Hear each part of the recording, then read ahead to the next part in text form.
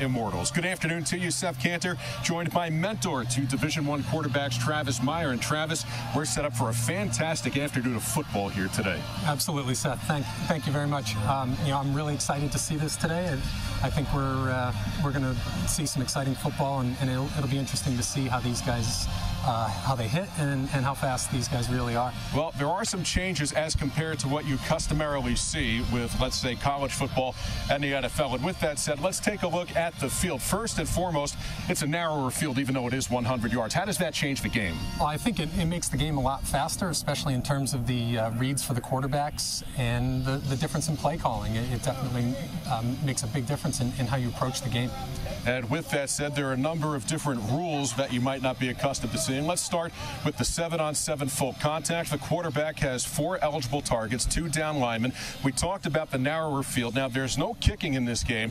1-point conversion from the 5-yard line after a touchdown, Travis, or a 2-point conversion from the 10-yard line. That's going to be fun to see. I don't know if it's harder from the 10-yard line or easier with that extra field space. You do have 4 15-minute quarters, 2-minute warning, just like the NFL.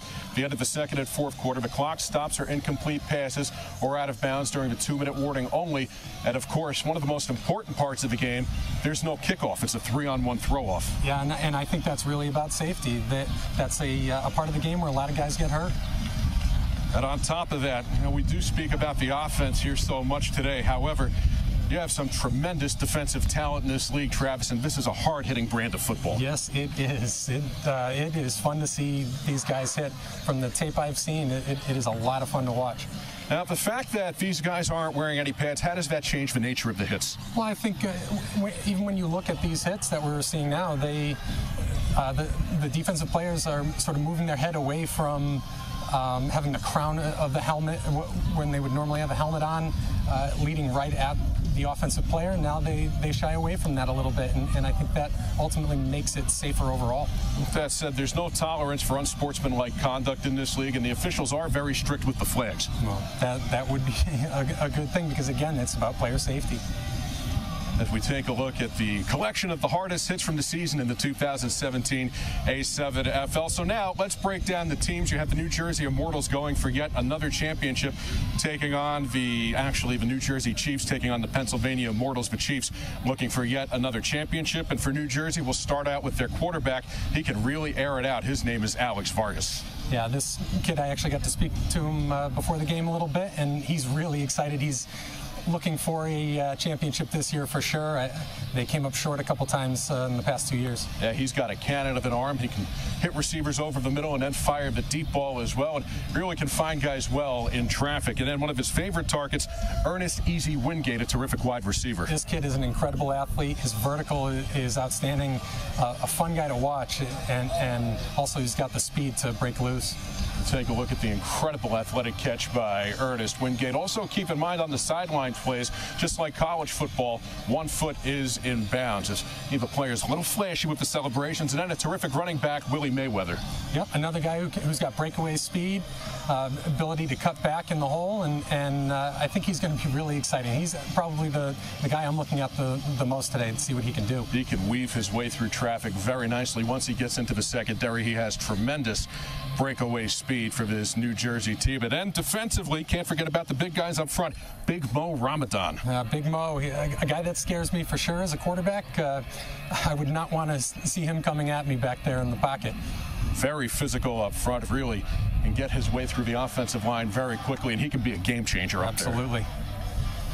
Big Mo Ramadan, one of the leaders for this New Jersey Chiefs team, part of this club that's been so successful over the years, and his team certainly looks good. But then you have the Pennsylvania Immortals. It starts with their quarterback, Alcaya Gross. Yep, and here's a guy who's got a big arm. He likes to air it out downfield, and not necessarily the most mechanically sound quarterbacks that you'll see, but I don't know that it matters. He seems to be able to find open targets, and where he's really dangerous here, you can see he gets out of the pocket and is able to find guys downfield. Yeah, for a big guy, he can certainly throw the ball well, but as we just saw, he can maneuver his way out of the pocket very nicely. One of his favorite targets, a wide receiver by the name of Justin Zener, who you just saw right there. Yep, kind of an Edelman type. We'll see him come over the middle, catch some shorter passes, and then break loose. Oh, he has terrific breakaway speed. One of the many targets for Alcaya Gross at this Pennsylvania Pennsylvania Immortals team. And then we take a look at one of their terrific running backs by the name of Charles Irvin. Very shifty. Yep, another guy here. He's great inside of the tackles and can break loose when once he can get out into the open. And terrific speed once he gets into that secondary. And also can make plays as a wide receiver too. Versatile guys on this team. And then defensively for Pennsylvania, Gerald Bell, just like Big Mo Ramadan for New Jersey. Gerald Bell, another game changer. Yeah, and another guy who's scary to me. He can move very well for a big guy.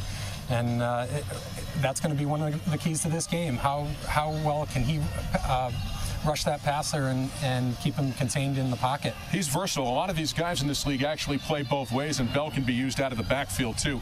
He can be a very dangerous target. Travis, as we get set to take a break here and get the kickoff going, what are you looking for in this afternoon's game? Well, I'm looking for number one, how will this defensive line rush this quarterback, and then can they contain him in the pocket? On both sides from both teams. And then I'm really looking at how the play calling will affect the outcome of this game. It's a different approach to football. We'll step aside. When we come back, we'll have the third member of our team, former University of Connecticut quarterback Casey Cochran. He'll join us, and then we'll have the kickoff here from Palisades Credit Union Park, the American Sevens Football League Championship game, the New Jersey Chiefs and the Pennsylvania Immortals on 11 Sports. Thank you so much for joining us. All right, we're down here on the field. We have Al Gross of the Immortals, and we have Willie Easterling of the Chiefs from New Jersey. Willie, how's the season been for you guys? How's it feel to get back to the championship? It feels great to be back here, man. Like, that's the only thing we've been thinking about, 32-26. That's the only thing that's been on our mind. That's our motivation, and we're trying to win the chip. That's the only thing that counts right now. How has the season been different for you overall, looking to win the championship this year, to bring it back and to really bring this trophy home? The only thing different is the run game is healthy. The running back is healthy. Last year I was injured. This year I'm healthy, and I'm just running through everybody. Nobody can stop me. I feel like I can't be contained. That's how it is. How is this format different than college and NFL? How do you like this game better than some of the other games that you've seen or played in? Well, this one is more humble. It's a 7-on-7. Everybody's cool with each other. Everybody just love to have fun. Everybody love the sport of football. So that's the reason why we play it. Absolutely. And over to Al. Al, how's the season been for you guys? Getting to the championship, fighting through some adversity, and getting out here. It's been excellent, man. The feeling is unexplainable. Like I said, it's a great feeling. My team came together throughout the season. We were able to make it to the chip for the first time. We're from PA. No PA team has been to the chip in about 6 years, so we're here, and we're not trying to go home empty-handed. And as the quarterback of the team, how is this field, how is the 7-on-7 format different than, 11-on-11 tackle football? Well, in tackle football, it's 11-on-11, but in practice for quarterbacks, it's like pass skeleton is 7-on-7 anyway. So you know what I mean? It's actually a quarterback's game.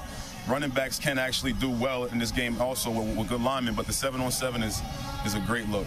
So as watching in NFL, as watching college football, how would you tell the fans, how would you explain this game to them? How is this different, and why is this beneficial to play this way? I honestly feel like this game is more so for the guys who didn't make the college route or who didn't make it to where they needed to be. And this is a fun game to get your video footage out, to make sure you have something to look at when you're older, and it's safe. It's not as dangerous as people think. Humans are tough. They're not made weak. Really? What do you think about today? Today's just going to be a good day. That's the only thing I can say. All right. Al? Today is going to be a good day for the PA Immortals. Great. Well, we'll see the kickoff right after this break. Welcome back to Palisades Credit Union Park in suburban New York City. Seth Cantor joined by Travis Meyer as we get set to go the A7FL Championship between the New Jersey Chiefs from Union City, New Jersey at 9-0 against the Pennsylvania Immortals at 8-1. New Jersey will throw off. Again, we spoke about this during the pregame. There are no kickoffs in this game. There are throw-offs. It's a 3-on-1 situation, so the ball will be returned by the Immortals to start on this 100-yard field, and we'll see what type of field position they get, and they'll be at their own 40-yard line to begin.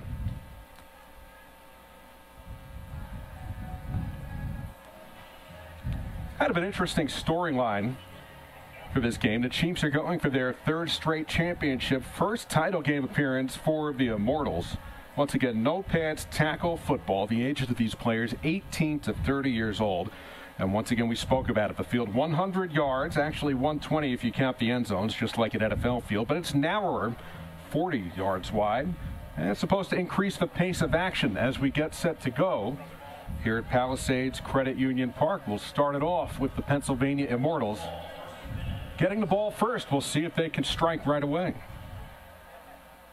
No, it's a first down and 10. Gross flips it out to the right sideline. The pass incomplete. Yeah, we had some play action there, Seth. I think interesting play call to start off with. Alcya Gross, also the owner of this Pennsylvania Immortals team, beat Paterson, New Jersey, 51-15 in the semifinals. The New Jersey Chiefs taking care of the Pennsylvania Dynasty 40-20 in the semifinals. Once again, the quarterback has 4 eligible targets, 2 down linemen.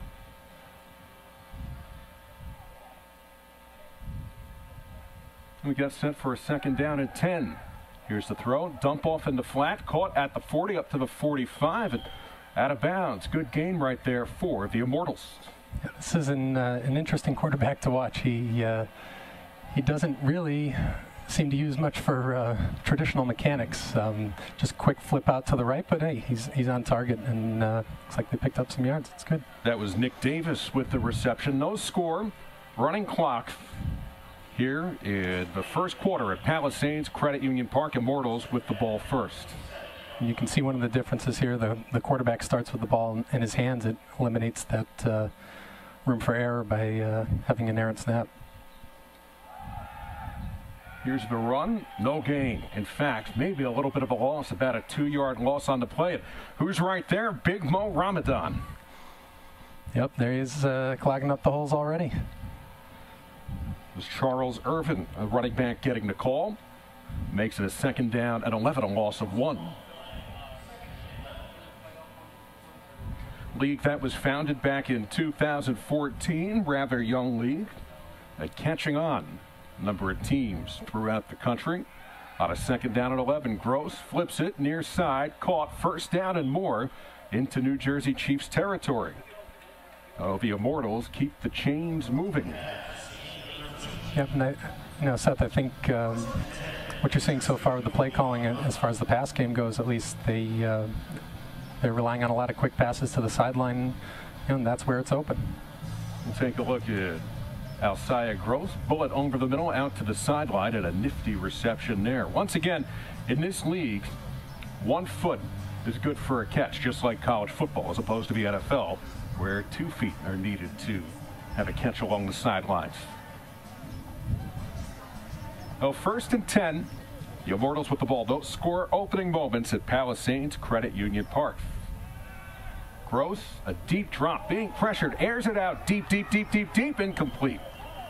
Good coverage, one-on-one coverage down the middle of the field.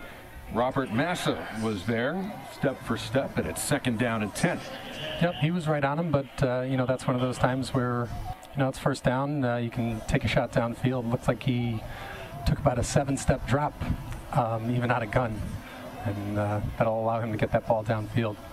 It's be fun to see him connect on some of those as the game goes on. The Immortals going for their first championship. The Chiefs have been a perennial powerhouse, going for their 3rd straight in this no-pads tackle football league. Second down and 10, Immortals in Chiefs territory. Bullet over the middle, caught. First down and more. Pushing inside the 20, down to the 15-yard line, and now the Immortals are within striking distance. You see it again, Seth. It's same pass game where you're looking just for quick passes, and you can see him pump fake out to the right, actually, and then throw back left. I think they're going to have to, both teams will have to rely on that all game. Charles Irvin, the running back, with the reception as the clock continues to move. Now 4 minutes deep in the first quarter at Palisades Credit Union Park in suburban New York City. Immortals look to strike first. Gross in the set-go stance, Rolls out, has a lane, taking it near the sideline, near the 10, run out of bounds there. Well, chased out by a couple of guys. Yep, did a good job getting right out of the pocket. You know, you're going to take the yardage where you can get it, and you know, he got outside and pick up a quick 5-6 yards. He runs well for a big guy. Absolutely, absolutely. He's you know, for having sort of an unorthodox style of mechanics, he's pretty good in the pocket. And it's also knowing when to break the pocket so that you can pick up those easy yards. Oh, it's a second down and 3. Ball at the 9. Immortals within striking distance. Pitch out to the left side, inside the 5-yard line, down to the 4. The Immortals moving the chains, getting closer, and that's going to be a first down and goal. And they've moved the ball really consistently this entire opening drive. I think it's also their mix of play calling is pretty good. They started out with play action, but you know, we've seen a shot downfield so far, quick passing game, and then there's a little toss there to the left. So you had He Hate Me in the XFL, and now you have number 10 for the Immortals, the A7FL version of He Hate Me, a wide receiver. I believe He Hate Me was a defensive lineman, wasn't he? Or a linebacker? You know, I remember watching it. I was a kid, but I do remember He Hate Me. I don't remember what position he played. Not much of a gain there as Tyran Taylor run out of bounds. Good pressure up front. Sideline was sealed off. Taylor going by the nickname T-Money. A lot of great nicknames in this league. Yeah, absolutely. I think it makes the game a little more fun. You've got you've got guys that clearly are out here playing football because they love it, and you know, a little bit of trash talking here and there, and some nicknames. That nothing wrong with that. Not at all. Second down and goal from the 6. Immortals look to strike first. Pump fake. Flags coming in. Gross tries to flip it off, goes down. Another loss brought back at the 9. A 3-yard loss, and we'll see what Kendall Wright, today's lead official, has to say about this one. Take a look at Big Mo Ramadan. And the Immortals called for a hold.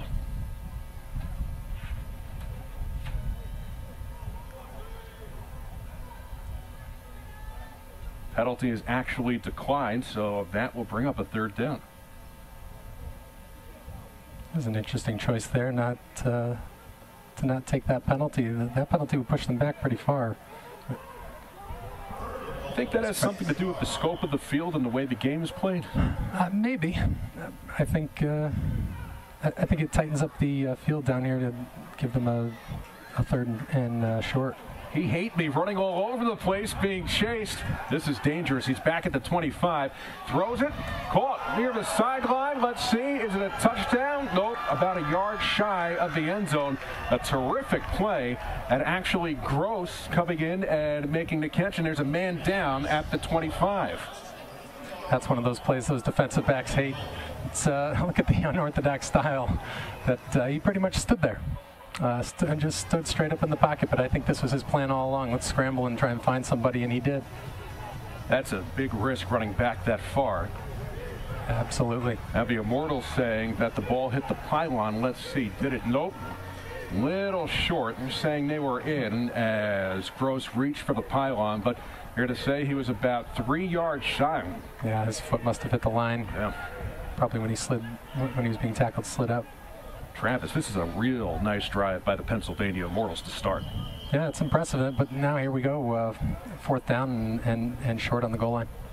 4th and goal as time is called. Each team, by the way, just to give you additional scope of the rules, each team does get 3 timeouts. Challenges, replay challenges are permitted. Coaches can also challenge replays within the 2-minute warning. There is a 2-minute warning at the end of the 2nd quarter and the conclusion of the 4th quarter as well. So there are some differences between this game and the NFL and college game, Travis, but there are also a lot of similarities too. Yeah, I mean, you know, from what we've seen so far, the play calling, it's similar play calling, it's similar play structure, similar formations. Of course, you've got the quarterback in a different place sometimes. You'll see some of their run plays, the quarterback lines up right behind one of his offensive linemen, and that makes it harder for the defense to see him. But you know, football is football, so a lot of the plays are pretty similar, and the blocking's similar. Let's see if the Immortals from Pennsylvania can strike first. No score, just under 7.5 to go, first quarter. Here's the snap, pressure coming. Throw is low, incomplete. Terrific defensive stand by the New Jersey Chiefs, and they keep the Immortals off the board. That was really well covered. You see, the receivers were blanketed in the end zone. That's one of the things I mentioned before about the conversions. When you get that tight field down by the goal line, it makes it difficult to convert. And I think the defense there did a great job of blanketing those receivers. Pass was intended for He Hate Me. And interestingly enough, we really didn't see Gross go to his prime receiver, Justin Zener, on that first drive. Oh, no, we didn't. I mean, he's going first to the quick passes, and he had one slant over the middle, and most of the passes were to the outside. Well, Pennsylvania, in the first quarter, already using its second timeout. Yep, that'll be interesting to see if they're going to need one of those heading into the half. Well, if anything, what they are doing now is they're making New Jersey start deep in their own territories. We take a look. Good man-for-man coverage in the secondary. DeLeon Stevenson was there. Yep. So 1st and 10, whistle stops play as Willie Mayweather got the call. However, the play blown dead.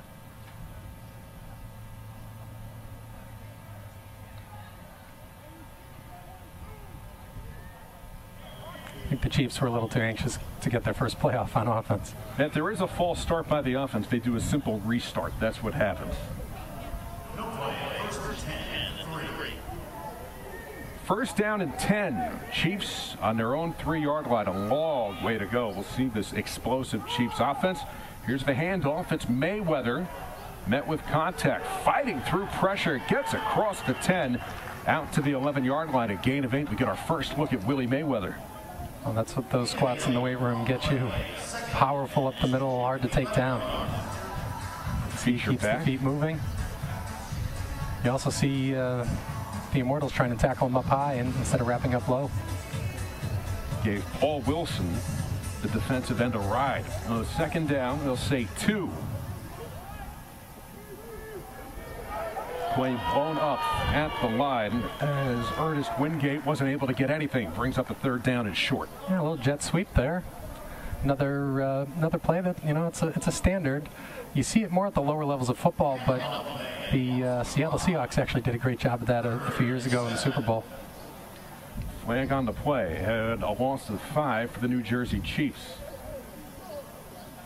So now it's a 3rd down and 7. No score. Opening quarter. Pass out near the sideline. Let's see, it was low to the ground. Is it complete? Yes, it is, as DeBry Tavares makes the catch. That was just a comeback route, or a stop route. Receiver did turn inside, but really well timed by the quarterback, Vargas. I got to talk to him before the game. He is excited to play this game. He came up short the last couple of years. He said he's been playing for about 8 years now. Alex Vargas, the 2015 A7FL MVP. Here's Mayweather. He has a terrific burst of speed through the line, driven back, but they'll mark his forward progress.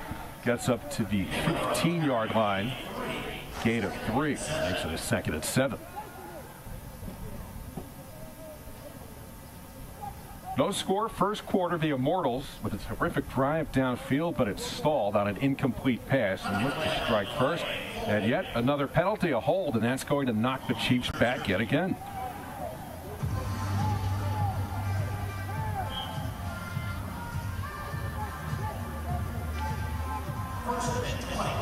So even though the Chiefs did get the first down there, they're knocked back. So it's going to be a 1st and 20 from the 5-yard line. Now Vargas out of the shotgun. Throw over the middle, incomplete. Yeah, Vargas didn't really set his feet there.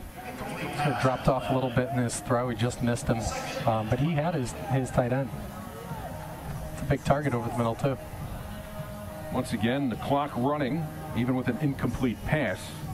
About 4.5 minutes remaining in the opening quarter. The 2017 A7FL Championship. Similar rules to the NFL and college football in the sense you have 4 downs, 15-minute quarters. Touchdowns are worth 6. But after a touchdown, the offense has to decide, do you go for a 1-point conversion from 5 yards out or a 2-point conversion from 10? We approach the 4-minute mark. It's 2nd and 20.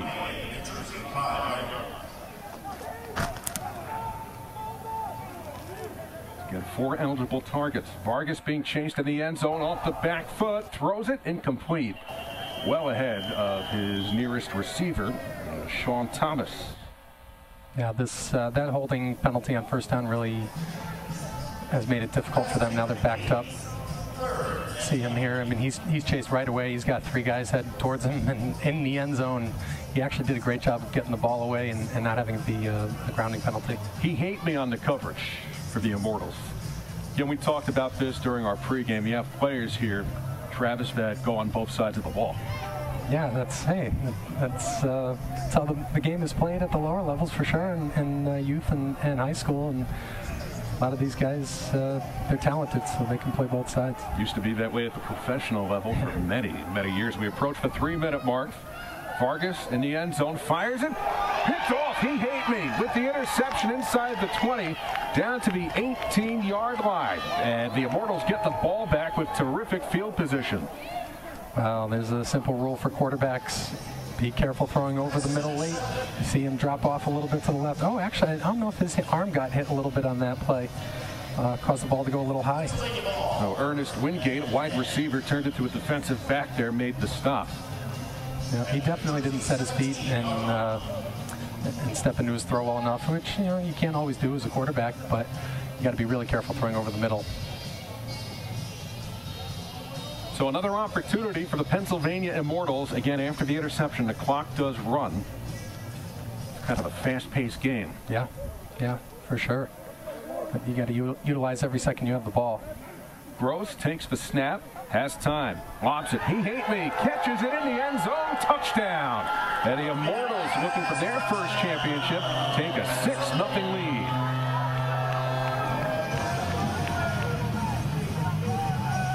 Now that play was set up by the fact, Travis, that Alcaya Gross had all the time in the world. Yep, and he had man-to-man coverage. Really, simplicity. It's just a simple post route. That's it, and you can get over the top of that defense with man-to-man coverage. And it's actually something that's interesting about the way they play their defense here. They don't have a safety deep in the middle, and that makes it easy. I think they're exploiting that right now. So the Immortals going for 1 from 5 yards out. Here's a shovel pass, and the big guy can't reel it in at the goal line. Oh, he almost had it. He's doing push-ups right now as a little penalty for himself. He could have caught that one. That was Justin Anthony. Anyway, the Immortals have a 6-0 lead. Back after this, the A7FL Championship.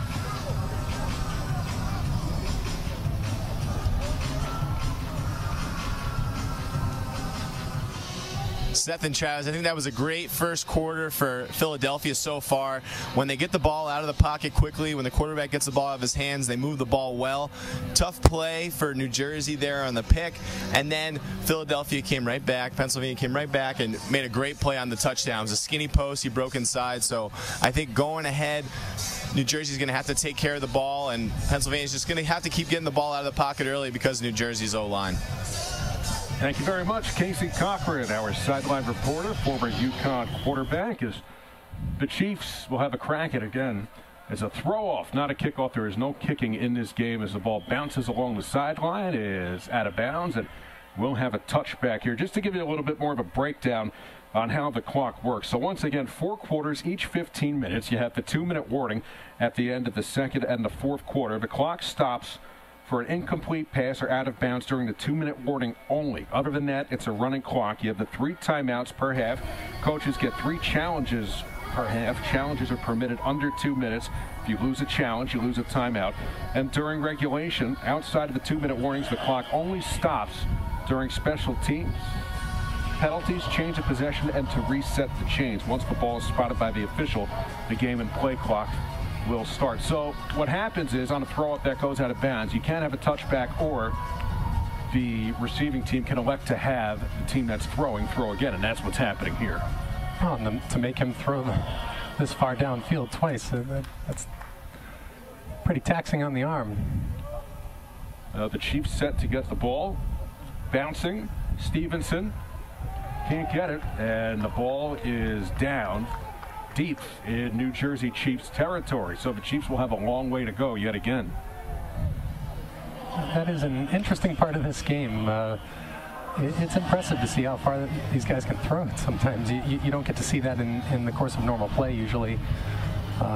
You even think of the NFL, that they're not throwing the ball downfield more than, say, 45, 50 yards at the most.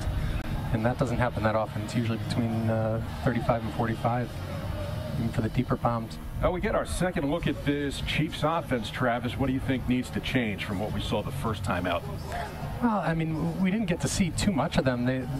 When I talked to Vargas before the game, he said that they're primarily a run team first, and their pass game supplements that.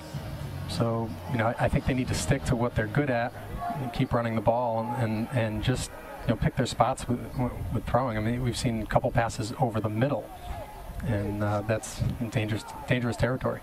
Sean Thomas now actually in at quarterback. Vargas a little banged up coming into this one. Here's Mayweather, the feature back outside the 15 to the 16-yard line. Doesn't get much more than that. Yeah, interesting. I don't know if they pulled Vargas or if he was banged up on one of those plays. He is up there on the sidelines looking on, so I'm not sure. Get a look at this offense. Now, yet the quarterback can start from the shotgun or behind the lineman. However, he must be in between the 2 down linemen. Or if there are 3 down linemen, he can be on the center. The quarterback cannot be deeper than 5 yards from the line of scrimmage when in the shotgun. Inside 2 minutes remaining, first quarter, Pennsylvania, a 6-0 lead on the touchdown by He Hate Me.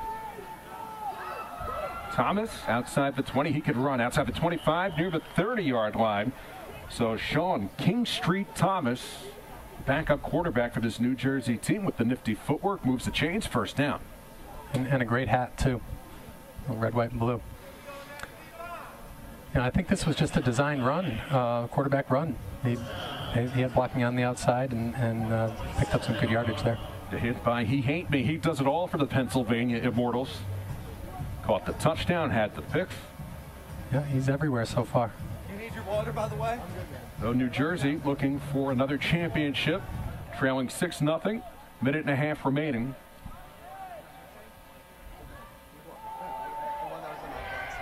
Play blown up. No gain. In fact, a loss. Terrific play up front by the defensive line. There was a fumble, and the Immortals recovered it. Coming out with the ball, it looked like Shakur Lester, the outside linebacker. Another big mistake here, and 2 turnovers in the first 2 drives. Oh, Mayweather, just a little miscommunication there. Couldn't get his hands on the ball, and Lester comes away with it, and the Immortals have a chance to make it a 2-score game. Well, this is something that the Chiefs really should have seen coming. They not necessarily a blitz from the outside, but they had the overhang linebacker on the outside, and he was right there to stop the play.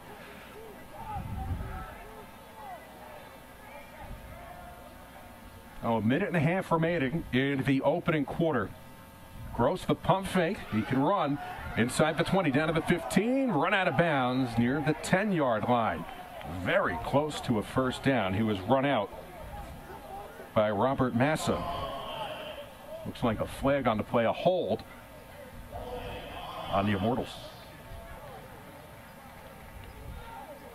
Well, I'm not really sure where that was. I saw hands extended, but I didn't see any jersey grabbing. Now, the misconception with a game like this, you say, okay, there are no pads, there's no equipment, full contact. Well, the officials probably don't throw a lot of flags. They let these guys hit, but it's actually quite the opposite. They have very strict rules out there to protect the players. Yeah, and we've seen plenty of flags so far. I mean, as a viewer, you certainly don't want to see too many, and as a player, you definitely don't. But they have to control the game. Immortals have a 6-0 lead, 1:20 remaining in the opening quarter. Gross under pressure. Let's see if he can get out of it. Slings it sideline. Catch made. Side to 15, down to the 10, near the 5, pushing towards the end zone. Let's see, is it a touchdown? Yes, it is. And the Immortals take a 12-0 lead. Charles Irvin. Chiefs really need to figure out their secondary here. There were 2 open guys. They had the man-to-man on the outside, and the wideout had actually beat the corner down the sideline, but there was nobody. Nobody covering what was the third receiver on the inside on that one. It's actually great play calling, too. Very balanced offense. The Immortals looking for their first championship, in position to get there with a 12-0 lead, as now they'll go for 2 from the 10-yard line. Again, you can either go for 1 from the 5 or 2 from the 10. I'm not surprised. It gives you a little more space as a quarterback. Here comes the pressure. Gross slings it sideline. Catch made. 14-0 game. Nice play by Justin Zener. Another well-timed throw. Quarterback set his feet, threw it right on time, right as the receiver broke, and put it in the right spot. Now the Immortals out to a 14-0 lead. And Gross firing it near the sideline. Zener reeled it in. Once again, you only need 1 foot in, but Zener in by a plenty. And now New Jersey looking for its 3rd straight championship. Travis, we're in a bit of a hole here to start with less than a minute left in the opening quarter. Not a hole you want to be in at the beginning of a game like this, especially a championship game. And I mean, I know we saw a heck of a Super Bowl this past year when the Patriots came back and won. But that was unprecedented. And no, the throw off. The Chiefs get the ball. Easy Wingate taking it across the 30. Has a burst of speed out near the 40-yard line.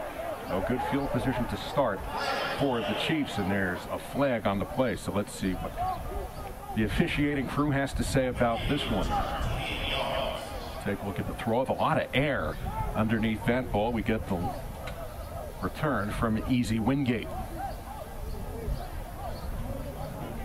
Got through 2 men there again. It's 3-on-1. 3 guys on the throw off and 1 receiver. Well, one of the rules here in this league is that you can't grab them around the neck, and I think that might be what the play was, or what the call was. That's something that the Chiefs really needed. They had a great return here, and they're going to pick up a few more yards on the penalty. Penalties on Pennsylvania, so the Chiefs will start off with terrific field position. Once again with the throw-offs to start each half, and after every touchdown, the defending team throws the ball off from their own 35, 3-on-1. The ball crosses the goal line. It's a touchback. Ball spotted at the 20. The receiver can opt for a fair catch. Play is blown dead. Or the receiving team can elect to have the ball thrown off again. Shifty move out near the sideline as Tavares, the running back, gets a considerable gain on first down with 45 seconds left. That's smart play calling. Keep it simple, and short passes give your athletes the chance to run out in the open. They can catch it out there. They can pick up some quick yardage. Chiefs would love a score here, trailing 14-0. Final seconds of the first quarter. Pennsylvania with touchdowns from He Hate Me after an interception, and Charles Irvin with a 2-point conversion. Whistle stops play, and the play blown dead. We'll do a reset. Here's a quick sling, incomplete. Well, as a trainer of quarterbacks, I'll tell you right now, that is why I do what I do, and that is why it is so important to have some good mechanics. He didn't get his body turned, didn't get his shoulders there. It was really, Vargas trying to just sling the ball to the right, and it ends up high. And Vargas back in the game as the first quarter comes to an end. Pennsylvania Immortals 14, the New Jersey Chiefs nothing. In the A7FL Championship, we're back after this on 11 Sports. So that will put the ball at the 38. Very close to a first down. Let's see if that's enough. And they move the chains, and it's a first down for the New Jersey Chiefs, trying to get back in this game, trailing by 14 after the 2 Pennsylvania Immortals touchdowns.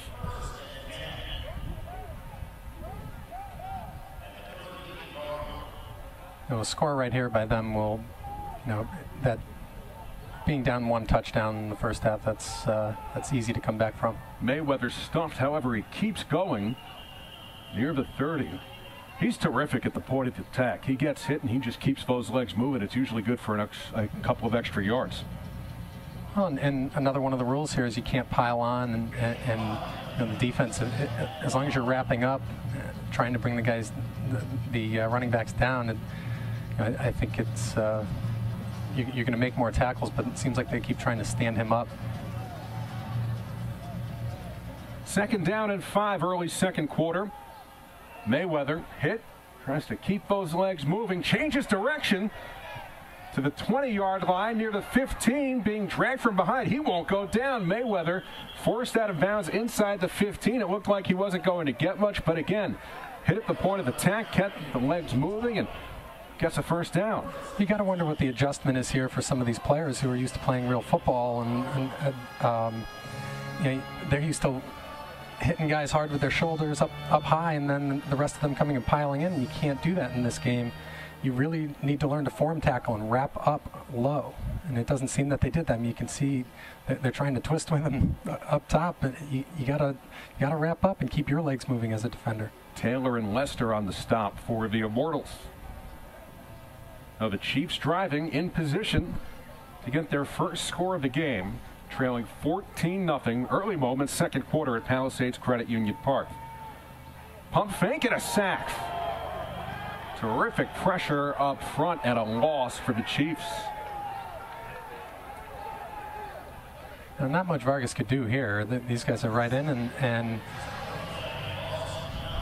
there was no one to throw to right away. I mean, he did have a receiver crossing, but you could see there on the replay, Vargas, I think, could see that his receiver wasn't looking for the ball when he wanted him to. One other thing that's similar here is to regular 11-on-11 football is the quarterback needs to be aware of where that extra defender is that will be either blitzing or that's an extra threat on the defensive line, and something that Vargas told me that he was really conscious of. Seems like every time the Chiefs get some momentum, there's a penalty or a sack there. Is the play blown dead again? Yeah, and they had a reverse there. Flank comes in. False start.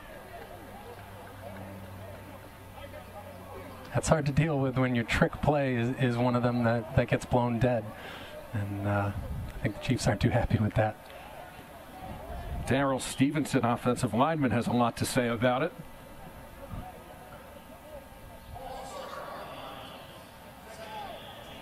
DeBrian Tavares comes back in.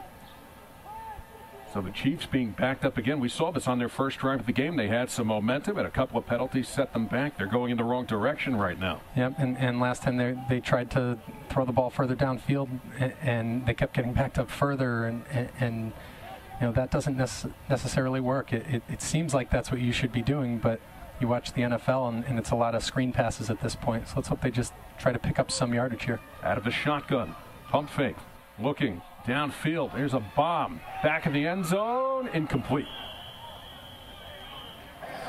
Intended for Stevenson. And they tried to go for it all instead, and not pick up some yards, and maybe put a receiver into space and see what he can pick up after the catch. But instead, Vargas here throws it out of the back of the end zone. Makes it a 3rd down at 24. Tough spot here for the offense.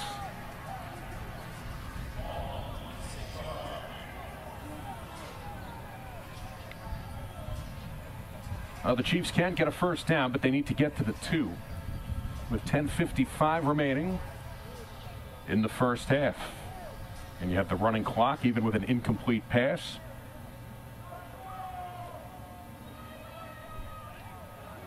It's like the Chiefs are having some trouble getting on the same page.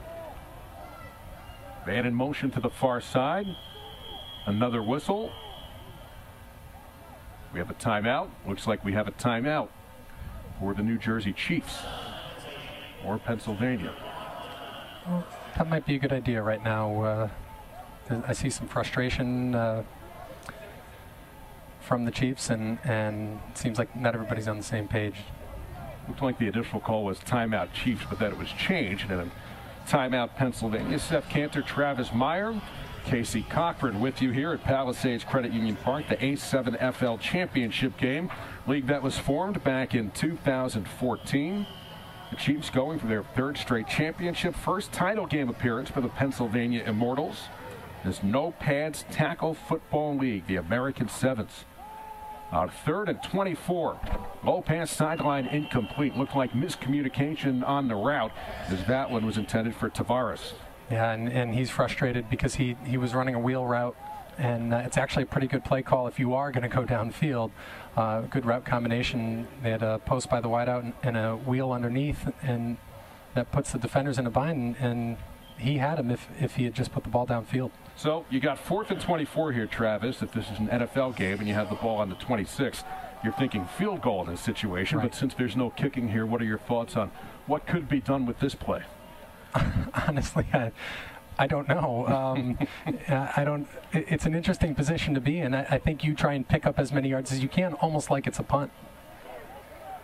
If they pin Pennsylvania deep, here's pressure up front. Bomb down the middle of the field towards the sideline, deflected, incomplete, and the Immortals get the ball back, and Pennsylvania will start off with terrific field position. And once again, who's in the middle of that? He hate me for the Immortals. Like Taylor got a piece of it too. I don't know if Vargas stuck with that play completely because he barely even dropped, and his receivers were all going deep. He was about to take off running, so I don't know if that was designed that way, where he has the option to throw it downfield, or if he just sort of gave up on the play and went to take off running right away. Oh, it's interesting because we talked about the storyline to start this game, how the New Jersey Chiefs were the team that had won 3 straight, or going for their 3rd straight championship, and you have the Immortals in their first game, but it almost looks like it's vice versa. Yeah. The Chiefs seem like they're a little disjointed on offense, and their play calling just doesn't look fluid. And the Immortals seem like they've come in prepared. Now, actually, a development here, there were offsetting penalties on the play, so the Chiefs are going to get another crack at it. So they catch a break. Well, so will they try and pick up some yards here, almost like it's a punt, or are they going to go for the end zone again? So far, what we've seen is Vargas airing it out downfield. 4th and 24. Chiefs trailing 14-0 on the He Hate Me touchdown. The Charles Irvin touchdown with the Ziner 2-point conversion. Zener, I mean. Here comes the pressure. Pass down the sideline. Incomplete. Good man-for-man coverage down that left sideline. Once again, the pass intended for Tavares, and the Immortals get the ball back, so another Chiefs drive stalls. Just a post corner route, and he didn't hit him, although, I mean, it wasn't open, so it was probably, I would assume that Vargas was just trying to throw that as deep as he could to avoid a pick right there. But again, he went right for the end zone, and rather than picking up some yards short and maybe letting one of his athletes run in space.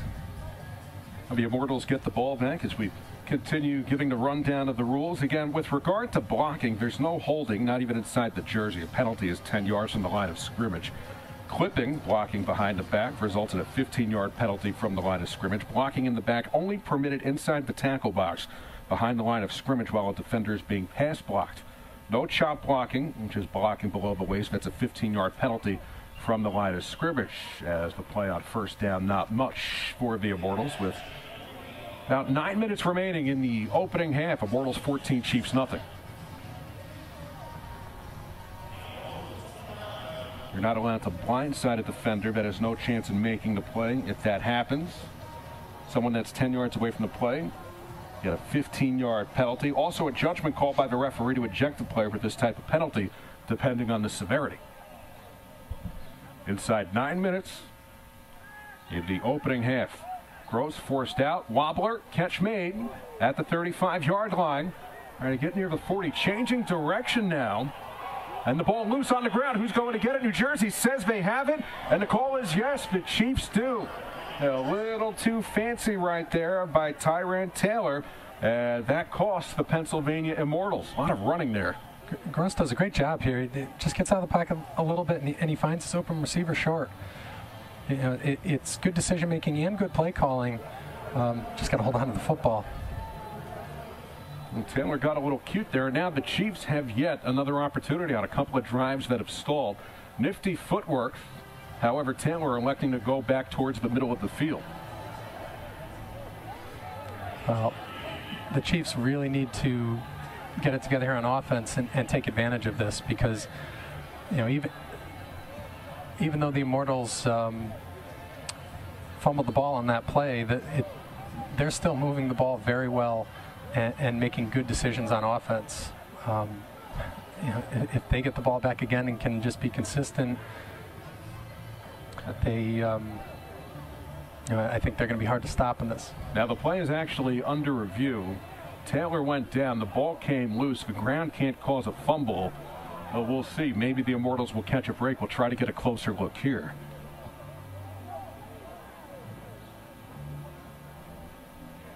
Taylor back to the middle of the field. Let's see. Knee hits the ground. Ooh, that's very close, Travis. Yeah, the ball looks like it's coming out as he's coming down. That's going to be hard for those officials to see it, as long as they can see it in slow motion. Has to be conclusive to overturn the call. This is a better angle. Let's see. The bang-bang play. Now the question is, was the ball in the process of being stripped before the knee hit the ground? And it seems like it was. And New Jersey does get the ball, so the play not overturned. However, you can't fault the Immortals for challenging there. No, that was a close one.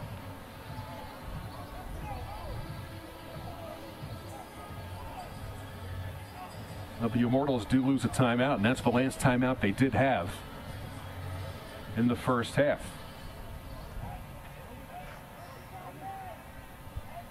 Again, it was so close on a play like that. You almost have to challenge in that situation, because if you keep the ball, you get downfield, you can make it a 3-score game. They still have a 2-score lead, so nothing to lose there, so to speak. Not much of a gain on first down for the Chiefs, and so far, the Immortals, Travis, they've kept Mayweather in check. Yeah, and you see a fairly quick whistle there. Another interesting part of this this type of play, where, you know, he was stopped at the line, but his legs were still moving, and he almost broke that there. Oh, it's a second down and 11 for the New Jersey Chiefs. And we've seen them move the ball, but every time they've had some significant progress, there's been a penalty or a sack, and their drives have stalled. The Immortals have a 2-score lead, both coming in the opening quarter.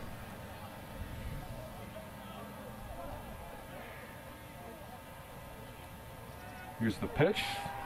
King Street Thomas back in the game. Floater near the sideline is caught at the 20-yard line. Making his way down the sideline, James Big White DeMille inside the 5, and the ball actually pitched back as he was going down, and it's a touchdown for the New Jersey Chiefs. Incredible awareness, great offensive play, and the Chiefs are on the board. They trail 14-6. Now, you got to think, if that happens in the NFL, you might get cut the next day if you're not a big-time player, but you would never see that in the NFL for sure. That was a fun play to watch. He did keep his feet in bounds. Tosses it back to the big guy. That was Jose Plains. Gets into the end zone. He'll be telling his kids about that one someday. Something tells me he's going to get a little teasing on the sideline for that play, too. Hey, you'll love it when you see those guys score. So the Chiefs will go for 1 from 5 yards out. And they're back in this game. They trail 14-6. That was a play that they needed. King Street Thomas. Whistle stops play. Flank comes in. False start.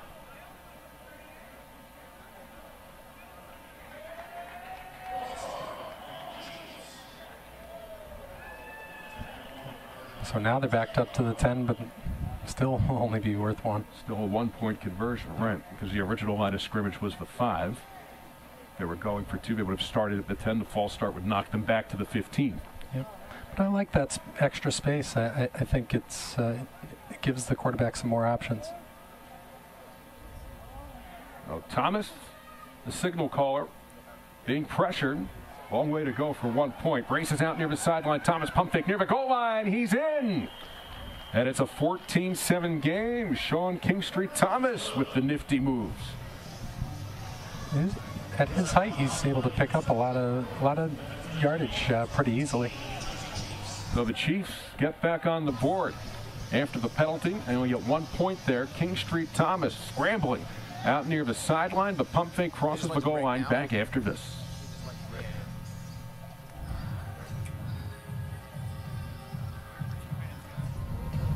Incredible play there by the New Jersey Chiefs right there. They had an awesome lateral back from the tight end to one of their linemen who fumbles in for the end zone. Really a good drive for the Chiefs there. They fell back for a while against Pennsylvania. In general, I think the Chiefs need to stick to the run game. Their passing game has been on and off. When they do play action, they make some great throws, some patterns there. Pennsylvania is going to get the ball back here. Let's see what they can do with the ball. Back to you and Seth, Travis. Casey Cochran, former UConn quarterback. Seth Cantor joined by Travis Meyer of 5-star quarterbacks. As we get set to get another look at a Pennsylvania Immortals possession after the New Jersey Chiefs get on the board and trail 14-7. Big score for them as we discussed. The Chiefs really needed that score, and they converted. On the throw-off ball approaching the 10-yard line, rolling inside near the 5 as it goes out of bounds. Well, they'll mark it at the 8-yard line. Well, we talked about this during the break, Travis. We didn't really know what to expect with football of this type. 7-on-7, no pads. We didn't really know what to expect with the quality of play, but you and I have both been impressed at this point. Yeah, I think at a level of football like this, you worry, especially with a league, that's innovative like this. What type of players are they getting, and what type of organization do these teams have? And for the most part, I mean, number one, the play calling has been, pretty standard in terms of the types of plays they're calling, and it's good football, and the skill of the players is these guys are athletic and they're skilled. It's fun to watch. Alcya Gross goes by Woog. Flips it deep down the right sideline into traffic. And the catch made at the 40. What an impressive play. He Hate Me has been terrific for this Pennsylvania team. However, a flag comes in. Yeah, he was held up right here too, and I think that's the right call on the penalty, but great throw and catch. When a defender's holding like that, it's usually because they're getting beaten and they're worried about getting beaten. So, he's someone who's been all over the place today, and he's still making his presence known. Oh, the penalty declined, as you'd expect. So far, He Hate Me is my MVP. I know, you keep talking about him. It's a great name and a great football player. He really is everywhere. And that was also a difficult catch. He caught it over his shoulder with two hands, a little basket catch, and I think he's probably going to do some bigger things in this game. Already has an interception, a touchdown reception, has been involved in breaking up a couple of plays. I saw him serving at the snack bar too earlier. Does it all, Renaissance man. Gross flings it over the middle in stride. He Hate Me, can't hang on. He does. Looked like the ball would come loose. He's headed for the end zone. Touchdown. Whoa. The Immortals, He Hate Me with his second touchdown of the game. And the Immortals take a 27 lead unless they would say that he was down by contact. Let's see. Let's take a look. They may be calling him down here. A little fake toss. Just a simple post pattern over the middle, and he did catch that. Wow, what an amazing play. That's great concentration. If you're going to say that he was down and was touched, get another look at Gross. That was still a great play by the defender. It just fell right into his hands. So that puts the Immortals just outside the red zone. Another terrific play by He Hate Me. Not much of a gain on first down, and the big guys for the Chiefs coming up front and blowing that play up very, very quickly. And a little trash talk after the fact, too, as Charlie Irvin goes down. You can see a little change in the defense there. The Immortals keep going over the middle and attacking on those post patterns, and they put a safety in the middle of the field that time. But they did a good job of stuffing the run up front. Isaac Negron with the tackle. Fast-moving second quarter.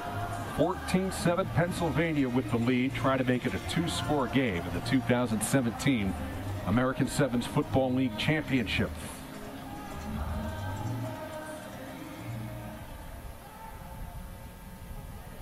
Gross from the shotgun, 5 yards out. Here comes the pressure. Gross dumps it over the middle. Catch made at the 20-yard line, inside the 20, down to the 19. A vicious hit. However, ball reeled in by Nick Davis, the tight end. We've seen him involved on a couple of plays, and a nice gain there. Gotta wonder if he even felt that hit, despite how hard of a hit it was.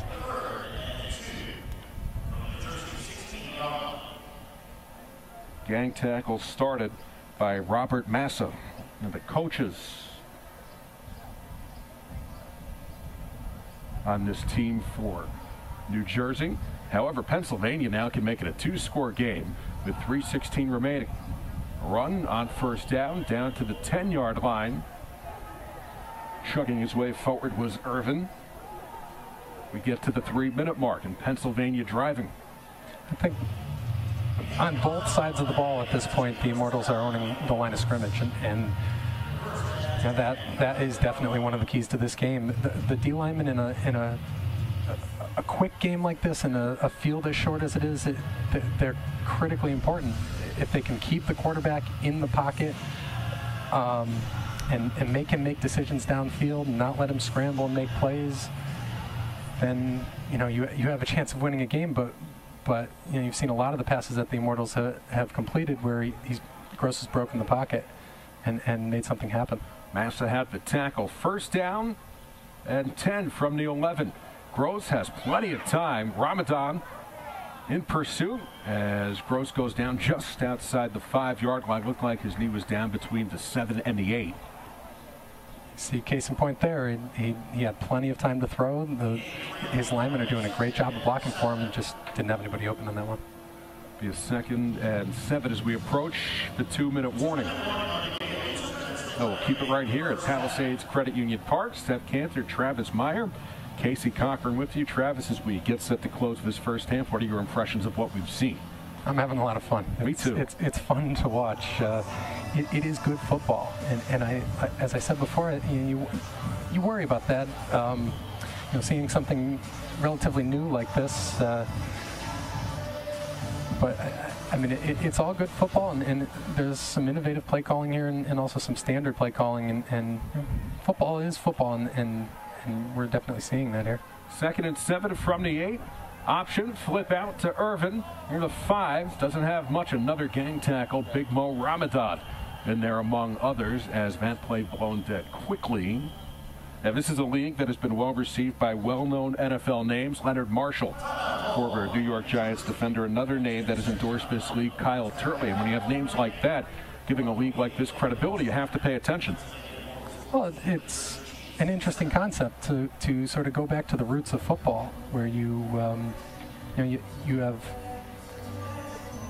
form tackling, and it's not about these big hits where they're just launching their bodies. It requires skill on defense, and while it might seem innovative, I mean, it's really going back to those roots of football. But a lot of chatter about changing the structure of the helmet in the NFL, maybe the college game. There are folks that feel that the helmets might be primarily responsible for players suffering those concussions, as some players like to lead with the helmet, and guys get concussions, they get banged up because of the equipment, and people make the argument that a game like this might be a little safer. Yeah, and I'd like to see what the studies that they're doing to find that out, what their conclusions are.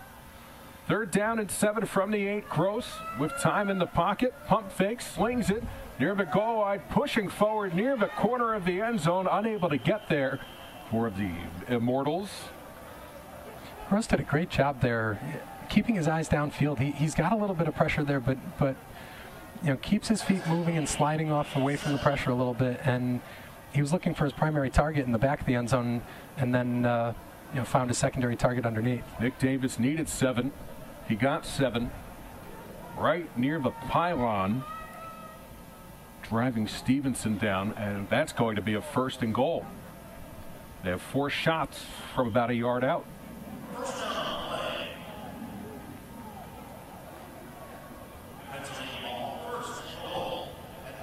Well, 1st and goal from the 1. It's a big possession for the Immortals. Now Pennsylvania got the ball to start the game. Now the Chiefs will get it to open the second half. It's a big opportunity, though, to take a 2-score lead in the championship game going into the locker room. Yep, and that in a championship game, that's, like we said before, you don't want to be down a couple of touchdowns. There's also not a lot of room in that left corner of the end zone, so we'll see if that impacts the play calling. Primarily a baseball field. Gross leaps over the goal line. There's a penalty on the play. No signal yet. It was thrown in the backfield. Don't see any signal for a touchdown just yet. As we await the call. Right now, touchdown has been called. I don't see any conversation about that flag. So the Immortals go up 27. Again, more simple play calling. Just let your big bodies push the defensive line forward a little bit, and you know, like a running back there, just leap over the pile, and as long as that ball crosses the goal line, that play's dead once it crosses. Gross broke the plane, so they'll go for a 1-point conversion from the 5-yard line. Gross being chased out near the sideline, scanning the field behind the back pass. Near the goal line, the ball looked like it hit the ground. He hate me trying to sell it to the official, however. No dice, and the score is 20-7. With that said, we'll step aside here at Palisades Credit Union Park, the A7FL Championship, the Immortals, and the New Jersey Chiefs on 11 Sports.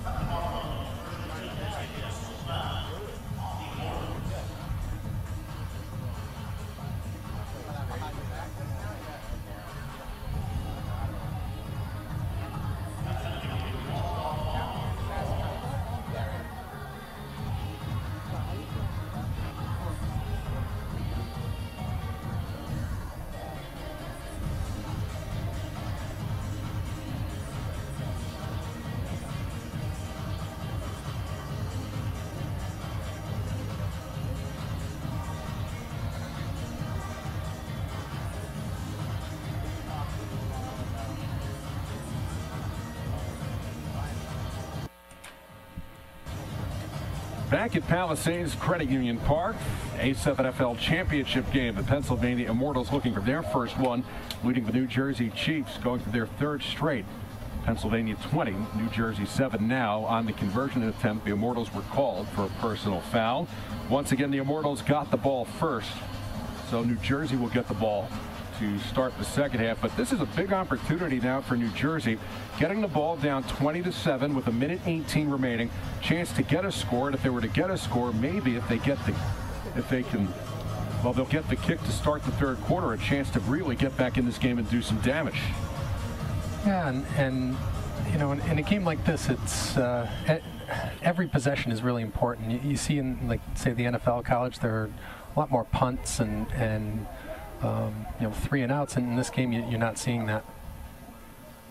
A little short throw off, a lot of hang time on that one, as Easy Wingate lets it drop, and the Chiefs offense comes out in a tough situation, down 13, but again, time to strike at the end of the first half, trying to make it a one-score game going into the locker room again, getting the ball to start the third quarter. Let's see what they can do. Now, the theme for the New Jersey Chiefs today, every time they've had some momentum, even though they have a score, seems like a penalty or a sack or a bad play has set them back. So let's see if they can strike before the half. Well, I think they need to be smart about their play calling here. You don't need to throw the ball downfield every single play. You know, find the 5-10 yard outs, the hitches, and get out of bounds, because now at this point, after 2-minute warning, the clock stops. Here's the scramble outside the 40 up to the 45-yard line. And Vargas now, actually not in the game, it's Dwan Williams calling the signals for the New Jersey Chiefs.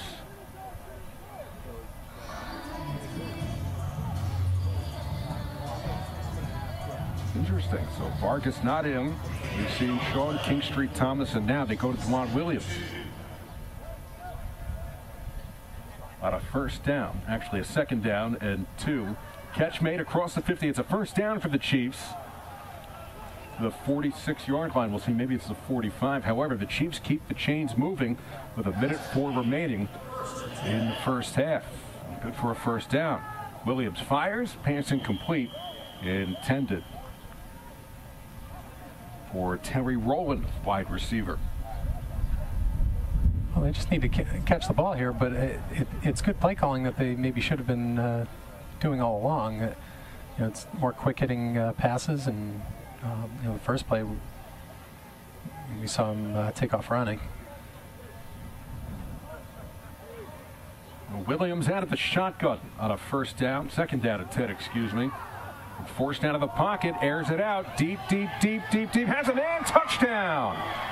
And the Chiefs back in the game. Terrific catch in stride. Terry Rowland with the reception, and it's a 20-13 game.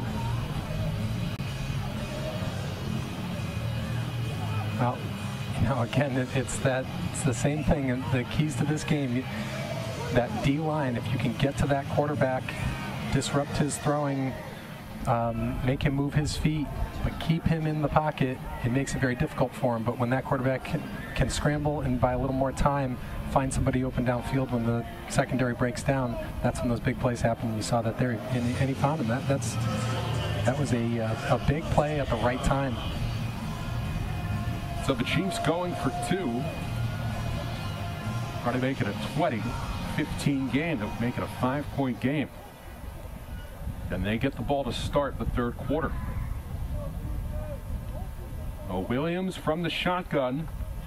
What that does is it would put them in position to take the lead with another touchdown if they can hold the Immortals scoreless for the rest of the half. Williams forced out of the pocket, throws it into the end zone. It's caught. 2-point conversion is good, and it's a 20-15 game. That's a big drive by the New Jersey Chiefs as James Big White DeMille, the tight end, reels it in. It's a smart play call. They roll him a little right. Now, I don't know if it's designed, but he knows that defender's coming, and he throws back to the left.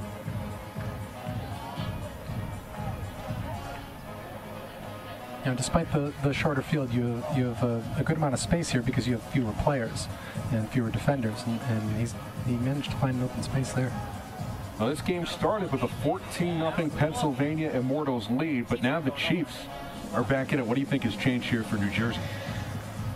Well, you know, the play calling definitely changed there, but I think the time on the play clock changed for them. But it's maybe play calling they should have been doing all along. But they also, you know, the quarterback managed to evade a couple of defenders and find somebody open downfield. So, you know, that's the game of football. What changed exactly? Well, sometimes it's a big play. Sometimes it's situational. Well, the Immortals get the ball back, all of a sudden on their heels. The catch made at the 30-yard line, and that's where Pennsylvania starts with 50 seconds remaining in the second quarter, and their lead cut to 5.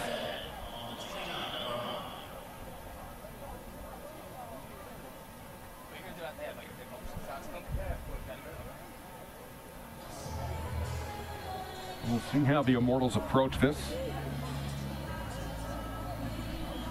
Well, I think they should be conservative here and just, a couple good run plays. If they break either of them for some yardage, then they can think about maybe scoring. But you certainly want to start out fairly conservative with a slight lead. Now the Immortals with the ball at the half will have Casey. He'll be joined by players from both teams, and also Sean Corcus's and Ryan DePaul of the A7FLs. The passing complete down the sideline. It's a second down at 10 with 45 seconds remaining in the first half.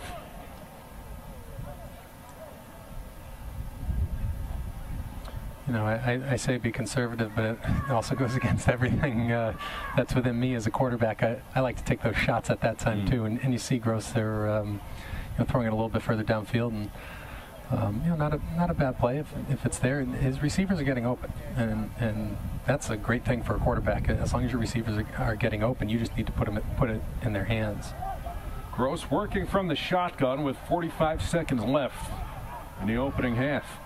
Pump fake. Gross being pressured. Airs it out. Middle of the field. Incomplete by a mile. Intended for He Hate Me. Very emotional out there.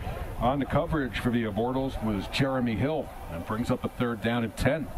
Those receivers, they, He Hate Me. You see him there. He's getting frustrated because he knew he had him beat. But I want them to step back there in the pocket sometime and see what it's like to be a quarterback, trying to complete those passes while you got those big boys on the line trying to come kill you. Well, the Immortals have to be careful here, because if they leave time on the clock, they risk New Jersey actually potentially taking the lead with a touchdown before the half ends. 40 seconds left. They haven't killed much time off the clock after getting the ball back, and it's a 20-15 game. They also don't want to throw an interception here either.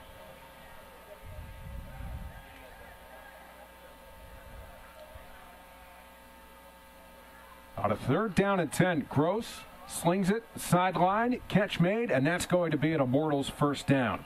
That's exactly what they needed. And who makes the catch? Again, He Hate Me with the reception with 31 seconds left.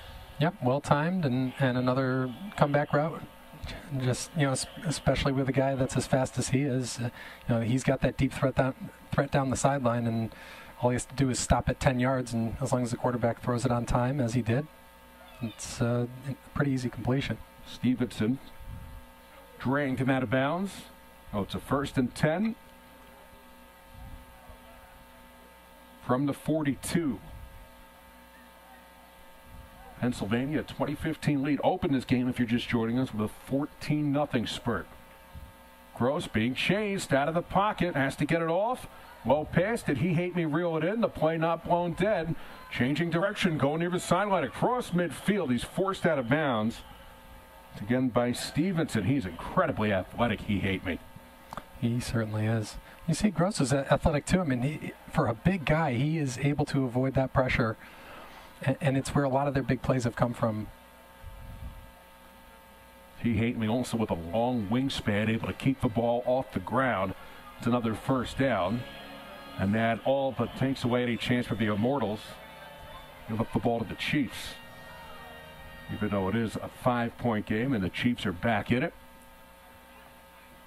And the clock stops because He Hate Me was run out of bounds. 19 seconds remaining.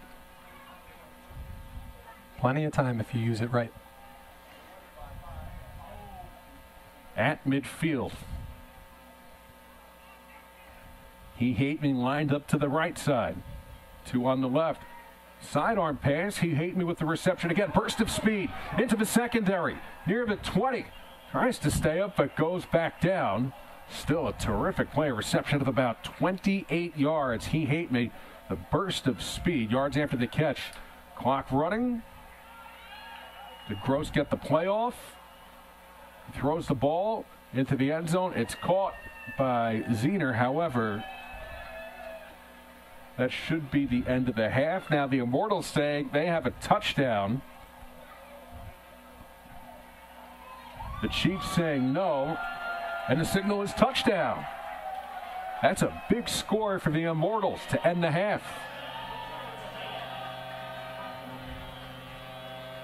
See if we get a review here. They are permitted inside the 2-minute warning.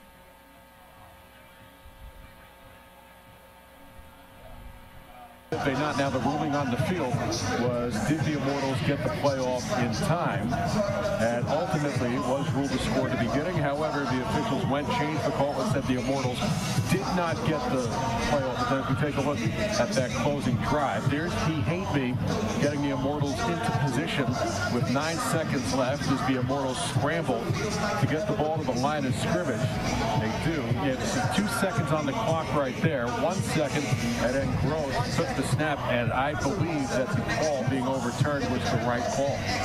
Looked like he got the play off. Travis, unless you saw something different, but looked like he got the play off at 0. Well, it is really close, and I think that's one of those things that, with this different set of rules, he's got the ball in his hands, and it's hard to tell exactly when that ball is off. Awfully close. So we'll take a look at the first half highlights here at Palisades Credit Union Park. A nice defensive play to start by the Pennsylvania Immortals. He Hate Me, who's been in the middle of everything here today, Travis. Yep, pretty much everything. You see Gross thrown to him again, and he was fired up about that one, among other things today. That was the opening score, which made it 6-0. And Charles Irvin, the feature back, getting involved, and that's the point where the Immortals went up 14-0 to start. Yep, give him the ball in space, and that's what Gross did right there. Well, then the Chiefs have an opportunity. King Street fires. The big white DeMille near the sideline, manages to stay in, and then finds his big lineman a few yards back who dives in as Plains goes in for the score. Yeah, probably the most exciting play so far. You love to see the big fellas get in there in the end zone. So at that point, the Chiefs down by a score of 14-7. The Immortals, they strike back. He Hate Me in stride makes the catch. He was ruled down by contact, even though he heads into the end zone. However, the Chiefs managed to get it within 5 points as Dwan Williams in at quarterback, replacing Alex Vargas, finds the big guy in the end zone, Terry Rowland, and we got a 5-point game at the break. We'll start the second half momentarily at Palisades Credit Union Park. All right, we're here back live in Pomona, New York at the Park. A7FL Championship. My name's Casey Cochran. I'm here with one of the co-founders of the league, Shenner. Shenner, what do you think of this first half? I think it's been spectacular so far. We have a close game. We have excitement. We have hard hitting. It's been beautiful. That's great. It's great to watch. How has this all culminated? So you and Ryan started the league about how many years ago? Yeah, we started the league 3 years ago. And since then, we've received tremendous press. We started to study the science behind our sport with the New Jersey Institute of Technology, and we have beautiful sponsors like I1 Biometrics, Athlete Intelligence, and Second Skull, who have been pioneering and supporting us. Yeah, so is there any challenges with this sport, getting it onto a baseball field or getting it onto any other fields? What have you seen with this sport and how it's evolved since its inception? Right. So because we play on a shorter width field, it's a unique opportunity for us to put our A7FL football field in a baseball stadium, a beautiful stadium like the Rockland Boulders have. And we look to expand that moving forward with other semi-pro baseball stadiums that would like to bring our game to their fans and raise the excitement level. Great. Now we're going back to Seth and Travis. The A7FL Championship game at Palisades Credit Union Park in suburban New York City. Seth and Travis with you. Casey down on the field. The Pennsylvania Immortals lead the New Jersey Chiefs 20-15. Travis, we touched on it during the first half. Some pretty prominent NFL names giving the A7FL some big endorsements. The first name that comes to mind, check out this tweet from Kyle Turley. If anyone has a doubt that no helmet football is safer, look no further. That's a powerful endorsement right there. Yeah, and that's what you want, is the big names from the NFL, some retired players and anyone who's actually been through all of those big hits and injuries in their careers to advocate for your league. That tweet from a couple of years ago, and then a name that many know in the New York metropolitan area, former Giants defender Leonard Marshall, impressed. This was totally bananas. I watched this clip in its entirety, and I must admit I was impressed to get another powerful endorsement for this league. Well, it seems he was talking about the actual football play, the I would assume the skill level and maybe the excitement of the play itself. So, that's a pretty good endorsement. Well, the quality of play has certainly been solid in the first half. You and I both didn't know what to expect, even though you have a lot of college ball players out here and a lot of guys who have football experience. However, I'd say the quality of play in that first half was solid. It was enjoyable to watch. Yeah, it is. I mean, that's the thing. I mean, we're watching. First of all, we're watching football in the summer, and so I love it. I don't know that I watch too much else in terms of other sports throughout the year, so I can watch it when I'll watch it whenever it's on. And this is a different type of football with a lot of similarities to the traditional game, and I think it's a cool concept. It's been fun so far. A league that's broken up into two divisions. As you see, both of these teams out of the North Division. 9-0 versus 8-1 doesn't get much better for a championship game. You have the two top teams battling it out. Yeah, and it shows. They're playing good football, and I think they're pretty evenly matched. It's gone back and forth too, where you thought it might be a blowout for a second, and then New Jersey would strike right back, and they've kept it close.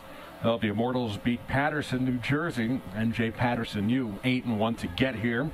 As you take a look at the South Division, a lot of the teams right now based in the Northeast, Mid-Atlantic states, but this is a league right now that's looking to expand and perhaps move into different parts of the country. And 16 teams, that's a solid start for a league that began in 2014, so they're growing.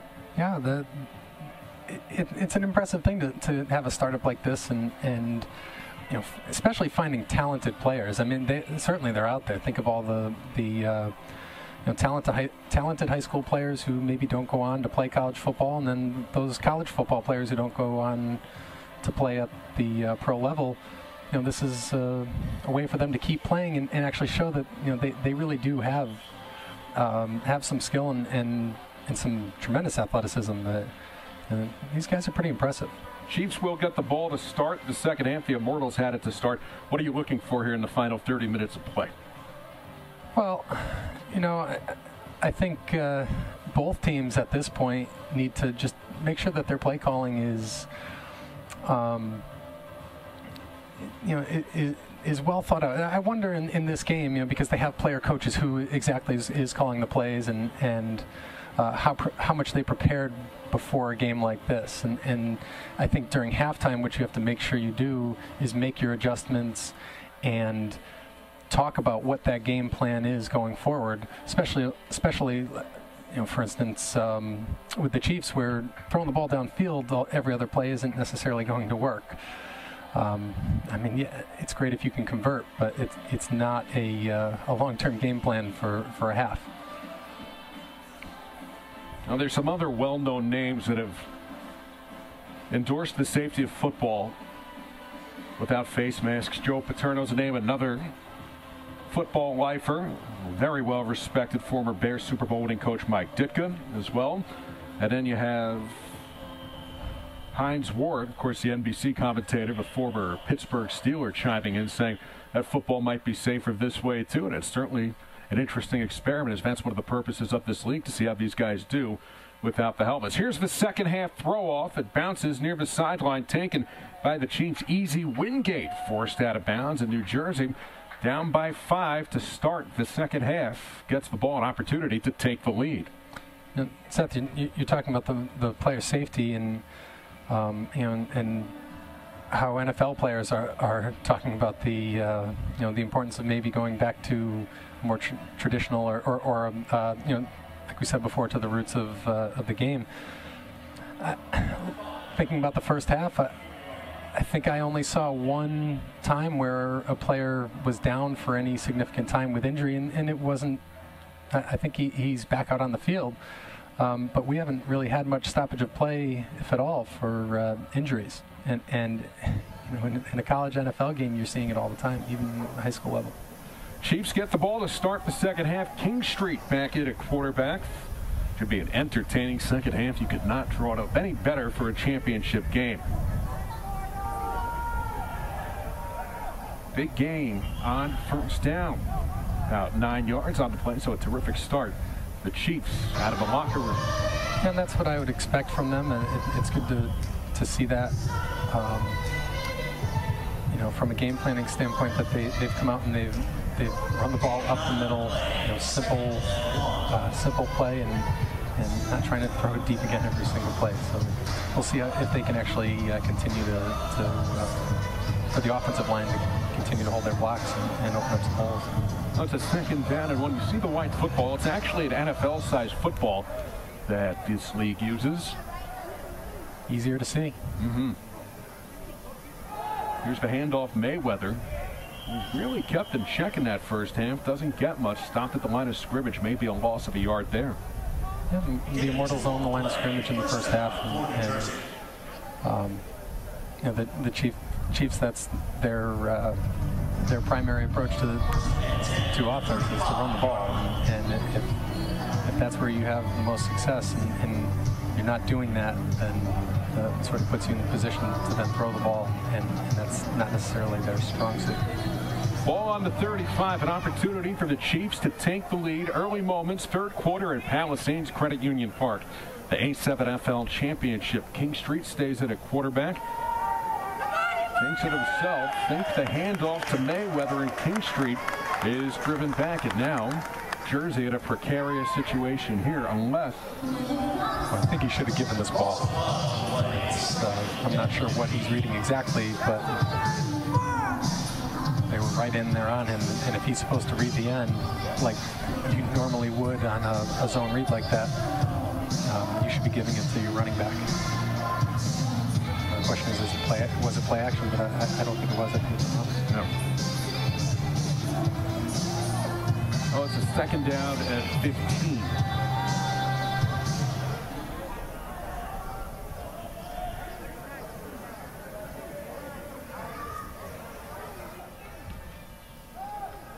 Dump off, Mayweather in the flat, down the right sideline, taken off, out towards midfield. Mayweather to the 45, to the 40, pushing the pile forward. Mayweather out near the 30-yard line, is taken down, and a flag comes in. Or the ball popped loose, it wasn't a flag. There's some physical contact there with Mayweather, his biggest play of the day. And that ball was stripped out of there. I don't know if he... The ball did come loose. It was ripped out, and Pennsylvania gets the ball back, so Mayweather couldn't hang on. That came out at the last second. It was literally ripped right out of his hands. Take a look, just as New Jersey. That's been the theme of the day for them. That ball was stone cold, ripped right out of his hands by Sean Primer of the Immortals. Though New Jersey was driving, however, the Immortals get the ball back. And now it looks like Mayweather, a big player for this New Jersey team, is down, being helped off the field. He was down there for a while and is now being helped off, but it's hard to see what exactly happened on that tackle. I didn't see his head hit the ground that hard, and if at all. I mean, from our angle it was hard to tell, but I didn't see any head-to-head contact. So the Chiefs had an opportunity to drive and take the lead. However, the Immortals forced the turnover. Pennsylvania gets the ball back, and another opportunity to make it a two-score game. They started out with a 14-0 lead. Alcaya Gross from the shotgun. Has time, floats it, sideline, catch made, near midfield, past midfield. He Hately does it again, and a first down for the Pennsylvania Immortals. Well, I mean, how do you stop this guy? He's a deep threat because he's got speed, and he has very good route running ability. He's got good skill. He stops on a dime, and he's in the right place, and Gross finds him again. Early moments, third quarter at Palisades Credit Union Park, so one play and the Immortals into New Jersey territory. Gross, who's been terrific all day, one of the owners of this team, but terrific quarterback for the Pennsylvania Immortals. Pump fake, thought we might have an option. Gross chased out of the pocket. He's also fleet of foot, tries to keep his legs up, hits his man on the sideline. Bumping and grinding his way forward, moving in towards the red zone. For the Immortals, a big catch and to the 21-yard line. So important to contain the quarterback, but you know, this looked like a fake run almost, or fake QB draw, and he dropped back and scrambled a little bit and found the receiver. He's very good at that, being able to make a play after scrambling. Jeremy Hill, the tight end, a 17-yard gain.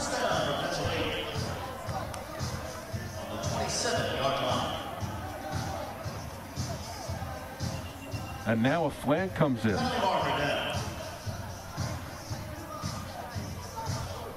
That came out of nowhere. There's some chatter down there.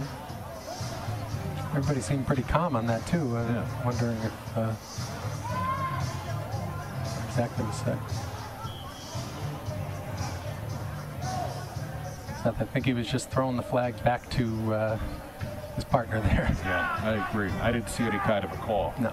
Good pickup by you, Travis, as it's a first down and 10.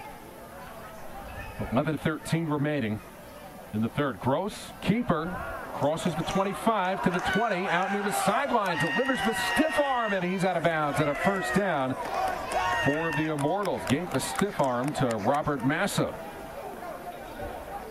Well, football's a team game, and you need to have everybody working together on every play, and the offensive linemen for the Immortals for sure are doing a heck of a job today. But then you've got the playmakers, you've got receivers, you've got running backs, you've got Gross here, a quarterback who can make some big plays. Approaching the 10-minute mark, third quarter. Big opportunity for the Immortals to make it a two-score game. Gross being chased, forced out of the pocket, shovel pass incomplete. Well, the pressure came in from Steve Knight, the middle linebacker for the Jersey Chiefs. Breaks up a second down. And that pressure came in pretty quickly, and he didn't really have an opportunity to look downfield.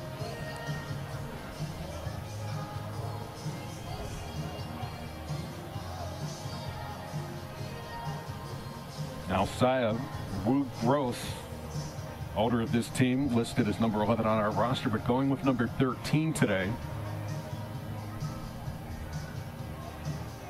We're also trying to get the quarterback situation sorted out for the Immortals.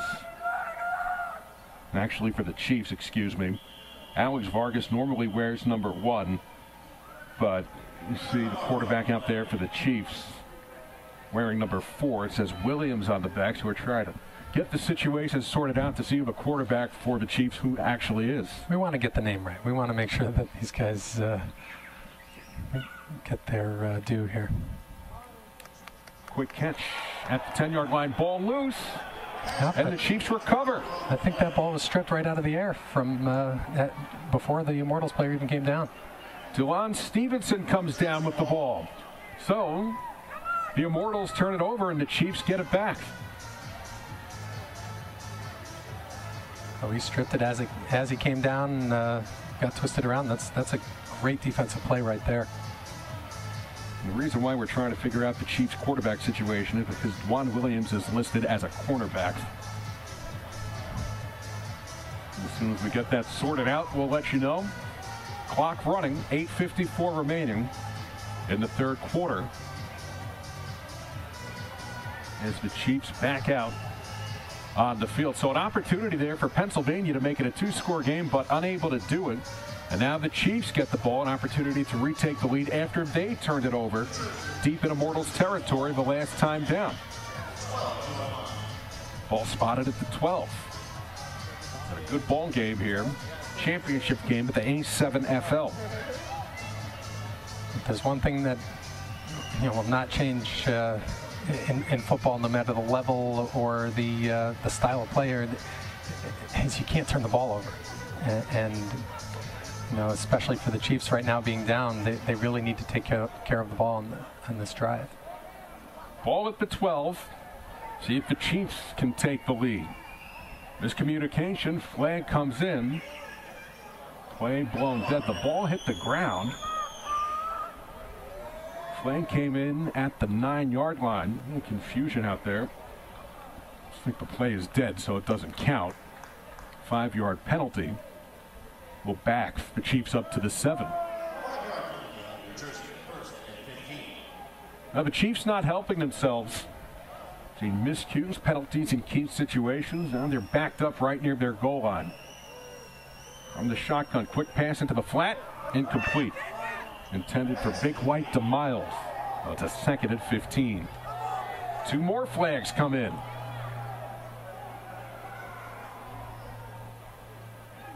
So the Jersey guys pointing towards the Pennsylvania side of the field. Yep. Good for those refs, though. Those flags came right out as soon as the players got together. A little bit of talking and shoving. Yeah, they've had this game under control. Yep. They've called this championship game rather tightly. Let's take another look. Pass into the flat. The Mild couldn't hang on. A little extracurricular activity after the fact. That's where the flags came in. Well, there's a difference right there. In the NFL, those couple of shoves, they're usually not flagged. And then it leads sometimes to something worse, but they threw the flags right away. Well, there's a very low tolerance for inappropriate conduct in this league. So it's a 2nd and 15. Offsetting penalties. Chiefs from the shotgun. Whistle stops play again, and a very choppy pace to this one now with 8:52 remaining in the 3rd. Now conference between the 2 officials. That's another difference between the college game, the pro game, and what we're seeing here. The fact that you only have 2 officials on the field. Not as much ground to cover. Still, it's a big job for only 2 guys. Right, absolutely. I mean, you have to have your eyes on the ball, and you have to really be paying close attention to everything if it's just you and a partner out there. So, you know, I give these guys credit. They've been on top of everything so far today.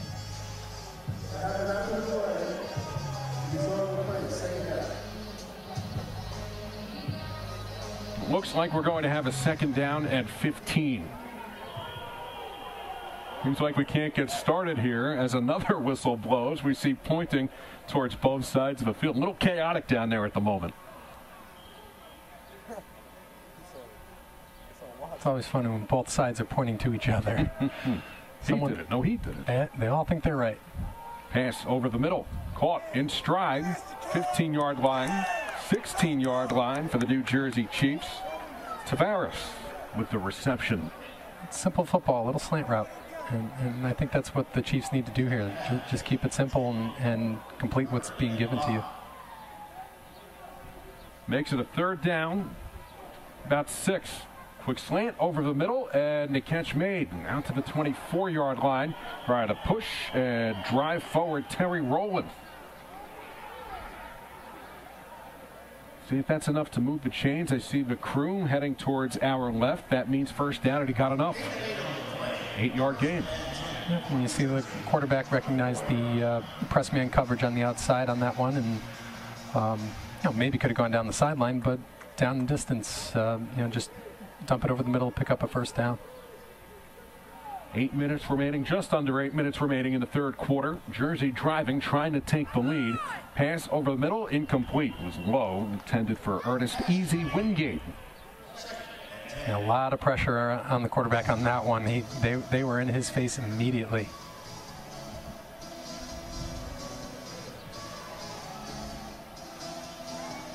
Well, the ball at the 24-yard line will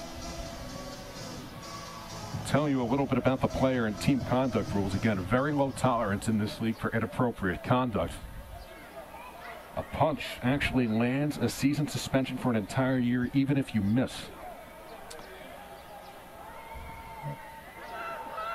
Pressure, pass out to the sideline in traffic, incomplete. He hate me on the coverage for Pennsylvania, underthrown by a few yards.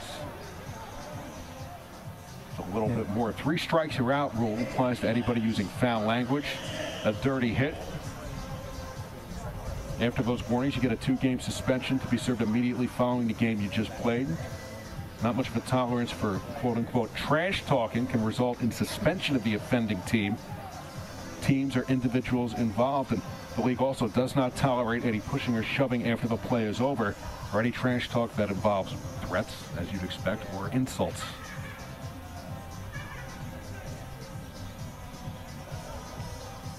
And just like the NFL college football 15-yard penalties for unsportsmanlike conduct. 3rd and 10. Pass to the right sideline. Wobbler deflected, intended for Tavares. Out near the sideline. That brings up a 4th down and 10 with 6:05 remaining in the 3rd. New Jersey with the ball in their own territory. So remember, there's no punting in this game. You can throw on 4th down, and it looks like that's what they're going to do. You don't want to take an unnecessary risk in a situation like this, because if you do and turn the ball over, the Immortals don't have far to go to make it a 2-score game. Right, and that was close to actually being a 1st down, but that was a great play by the outside backer there. He just managed to knock that ball down. That would have been a 1st down. It was great timing by the quarterback. Throw is way out of bounds. We'll see where this is marked as the Immortals will start. I think it went out of bounds right around the 40-yard line, and that's where the Immortals will start. And a chance for them to make it a 2-score game. We saw a lot of offense in that first half, but we've kind of settled in here in the 3rd quarter. Yep. I mean, the offenses are both moving the ball fairly well at times, but you know, like traditional football, you've got adjustments being made, I'm sure, at halftime, and being able to talk over what the other team's doing, and it allows you to maybe adjust to exactly what they're doing. Gross. Bullet. Incomplete. Looks like a flag came down between the 35 and the 40. These teams met back on April 2nd, the start of the year. New Jersey beat Pennsylvania 38-18, but certainly a different tone to this game. Well, I mean, like we said before, it could have quickly gotten out of hand and been a blowout, but New Jersey seems to be coming right back each time that they get down, and they've kept it close. I really think they're just a couple of plays away from taking this lead if they can just get their offense on the same page and make a couple stops on defense. Well, the Immortals with the ball after the penalty. It's a 1st and 20.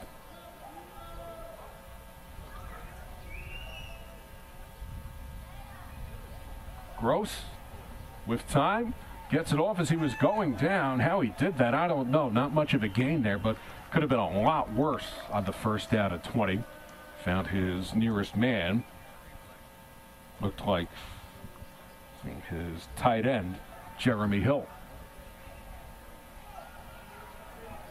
Made something out of nothing there. Yeah, hard to tell how intentional that actually was.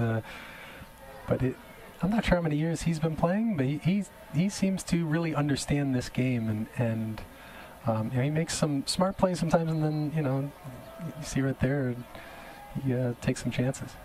2nd down and 11 for the Immortals, a 20-15 lead as we approach the 5-minute mark. Pass out to the left sideline. Irvin trying to get by his defender, changes direction back to the middle of the field once again, and thrown down. No contact after the play. It's getting a little chippy down there right now. Players have to be separated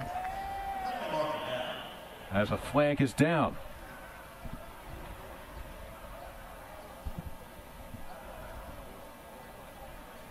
Isaac Negron trying to be the peacemaker out there for the New Jersey Chiefs. Let's take another look.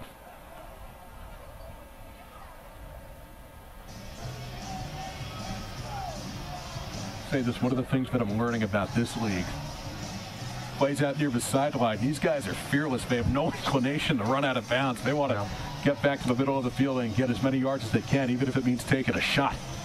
Well, and it makes sense too, because it's also a little easier to break a tackle in this league with guys not launching at you in the same way. And So I think you see some of the bigger plays happen because these guys aren't as willing to go out of bounds.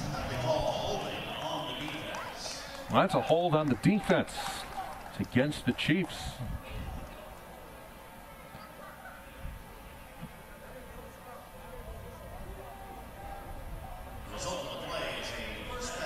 Well, first down for the Immortals. With 4:53 remaining in the third.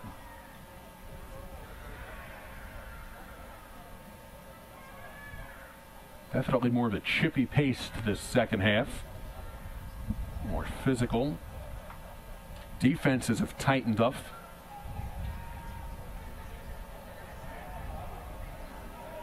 Gross from the gun. Immortals trying to make it a two-score game out near midfield. Pump fake.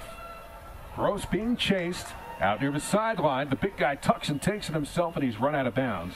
Right near the bench. Got to look out down there. As King Street Thomas on the stop for the New Jersey Chiefs. Yeah, nothing there for him downfield. He scrambled a little bit, kept it, picked up some yardage, and it was another smart play by Gross. Makes it a second down at 6. As the clock moves at 4:20 in the third quarter. Immortals trying to win their first A7FL Championship. League that was established back in 2014.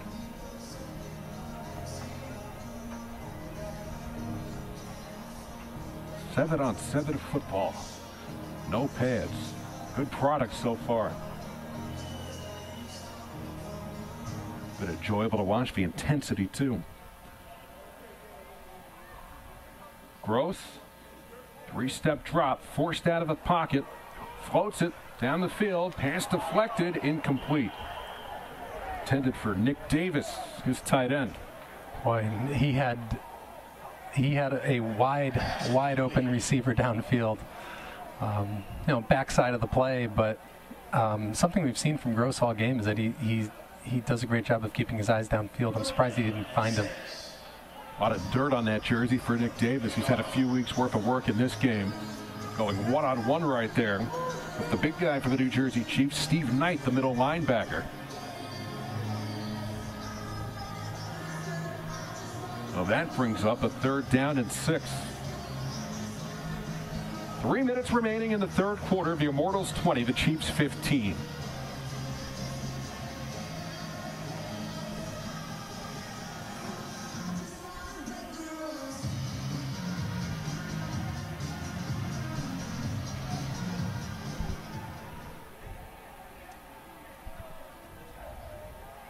Gross again with the pressure coming. Again, no blitz restrictions on the defense. The pass is, let's see, no call made yet. The Immortals saying that it's a catch. The officials conferring that it is a catch. Pass complete. First down.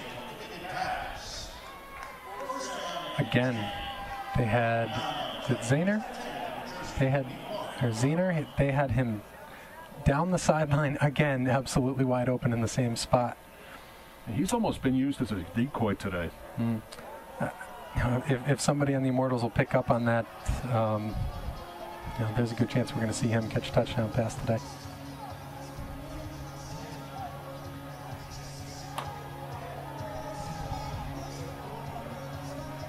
So big completion for the Immortals in a 20-15 game, trying to make it 2 scores. 3 timeouts for each team as we're in the late moments of the third quarter. There's a timeout called out there. I didn't see a signal, but the players headed to their respective benches.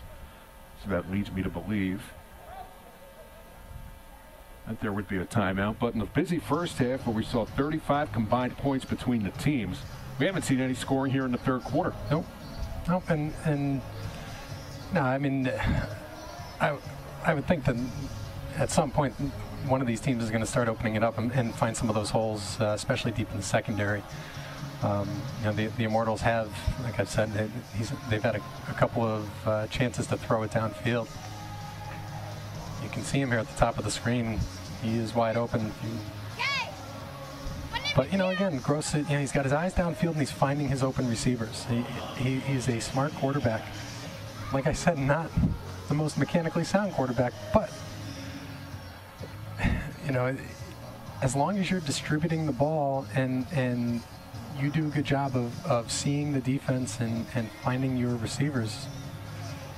You know, Bernie Kosar, they said he looked like he was trying to catch a bar of soap in the shower after it slipped out of his hands. That was what his throwing motion looked like. He was one of the most accurate passers of all time. So.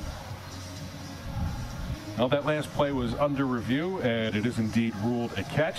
So it's a first down for the Immortals with $1:43 remaining in the third quarter. Well, with the way the pace of this game has changed, you don't want to say a score would put it away, but it would certainly change matters. Sure. Here, late in the third. Gross, under duress, being chased. Wobbler, intercepted by the Chiefs. Grabbed by Sean Kingstreet Thomas.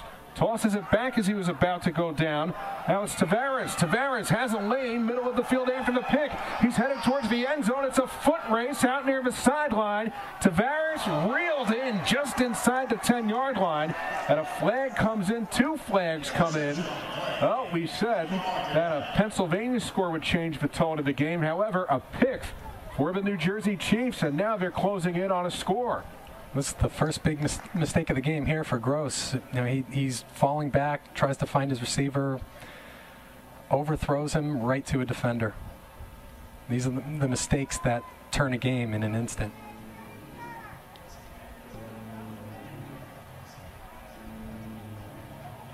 Two flags came in late, but a turnover, and now the Chiefs an opportunity with 1:13 left to take the lead. Yeah, and you can see that at the end there, the jersey grab and throwing him backwards. It wasn't intentional necessarily. And good to see those both players understanding about it. A personal foul has been called against the Immortals. Measured off half the distance to the goal. No personal foul called on the Immortals. No question on that tackle. Like a horse collar tackle. So half the distance to the goal from the spot, and a first down and goal for the New Jersey Chiefs. Yep, and it saved the touchdown. You know, you can't blame him for you know, the way that he grabbed it, but you know, it is a penalty in this league. They technically don't have a horse collar because they're not wearing shoulder pads, but you know, that's the same spot where the jersey is. Here's the handoff. Mayweather out near the goal line. Does he cross? Is he in? Touchdown, and the Chiefs take the lead. 21-20, the Chiefs lead the Immortals. That's what's great about football. It can turn in an instant, and all of a sudden, you got the Chiefs. Came right back into this game, and now they're up. First lead of the game for the Chiefs, who trail 14-0 to start, and now have a 21-20 lead. Well, they'll go for one. Again, there's no kicking in this game, so regardless of what happens, Pennsylvania on the next touchdown or on the next possession can take the lead. So the field goal taken out of the equation. Right, and you definitely see that in the NFL that they would go for two here. Here's the end around. And the point goes through for New Jersey, but a penalty on the field as should have been offsides on the defense, and you saw them freeze after it again, and they sort of let the play happen. Wingate ran it in.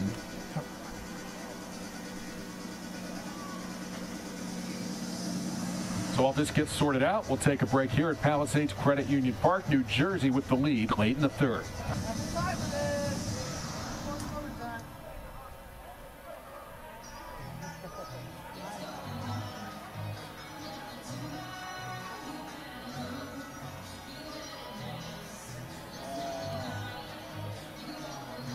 Coming this fall on 11 Sports, more football. Ivy League football finds a new Saturday home right here on 11 Sports.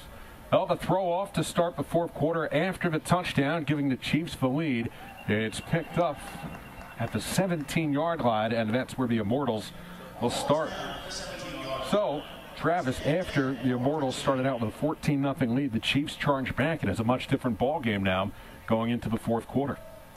Yeah, and I think you'll start to see some maybe different play calling from the Chiefs in the fourth quarter. You know, they might get back to their true game and what they're good at and run the ball a little bit more. We still have 1:05 to take care of in the third. Yep. The Chiefs on top of the Immortals, 22-20.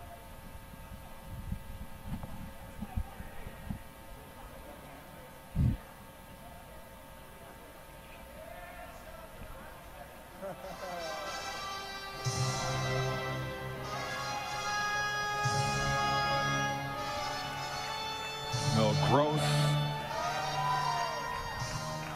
takes the snap, flings it low, incomplete with 1:02 remaining. The quarter clock running. Well, it's a 2nd and 10 for the Immortals. Yep, tight coverage on that, and couldn't find anyone to throw to.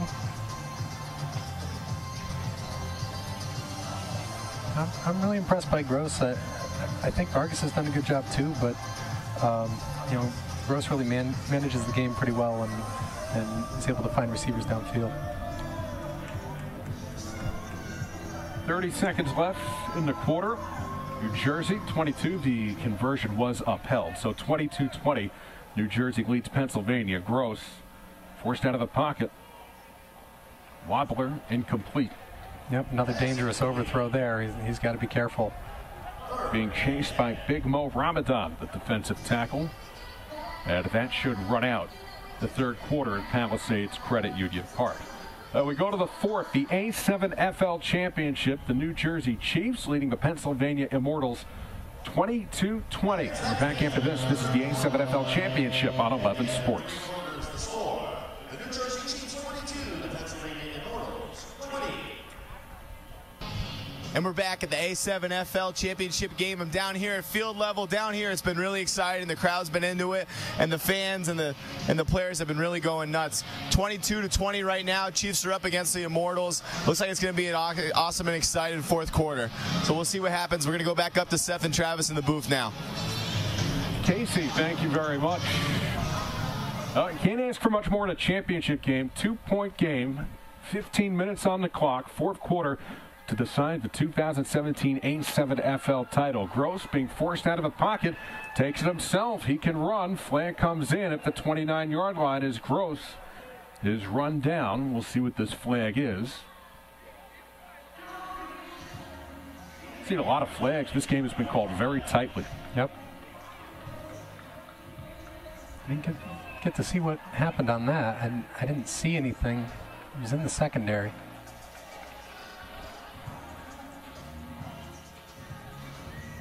Well, the two officials taking time, sorting it out. So I think we solved the quarterback issue for New Jersey. Mentioned, quarterback that was out there was wearing number 4. That's Dwan Williams, but saw Alex Vargas come out earlier and put on a jersey that belonged to Dwan Williams, so it makes you believe there's an issue with the jersey that Vargas normally wears, which is number 1. So the quarterback for the New Jersey Chiefs, and you picked this up, is Alex Vargas.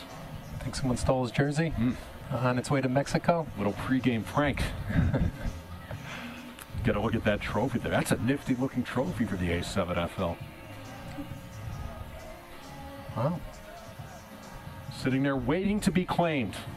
Who's going to get it, New Jersey or Pennsylvania? Well, that's pretty impressive, huh? It's nice. That is a nice trophy. Got to get our hands on and take a picture with it later. What do you think?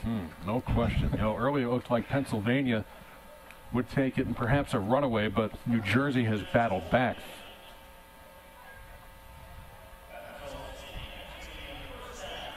So it's a hold on New Jersey and a Pennsylvania first down. We'll see if the Immortals can rekindle some of that offensive magic they had early in the game. Ball spotted at the 22. Gross looking downfield. Deep, deep, deep, deep, deep. One-on-one coverage. He hate me, reels it in. He's headed for the end zone.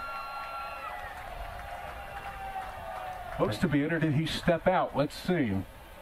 Didn't see a definitive call. Well, there's a flag on the field. Yes. Oh, did they get him for a push-off? Take a look. He took off from the end zone. We didn't see the officials make that call. Let's get another look. Yep.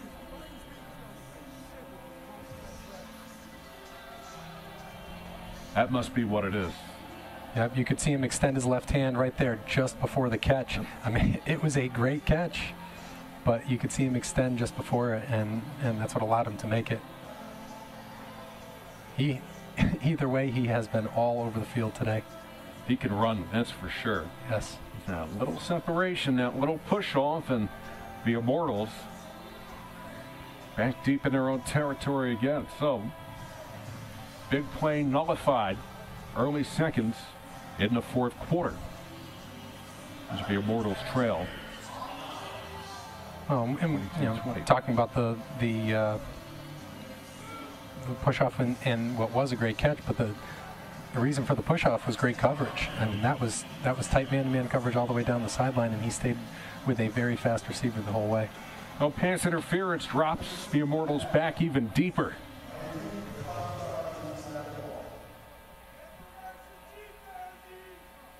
Puts them at their own 13-yard line.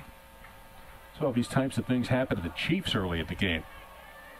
And the Immortals got a bit cold. Yep. Haven't scored in the second half. Early seconds, fourth quarter, the A7FL Championship, 1 quarter to decide it.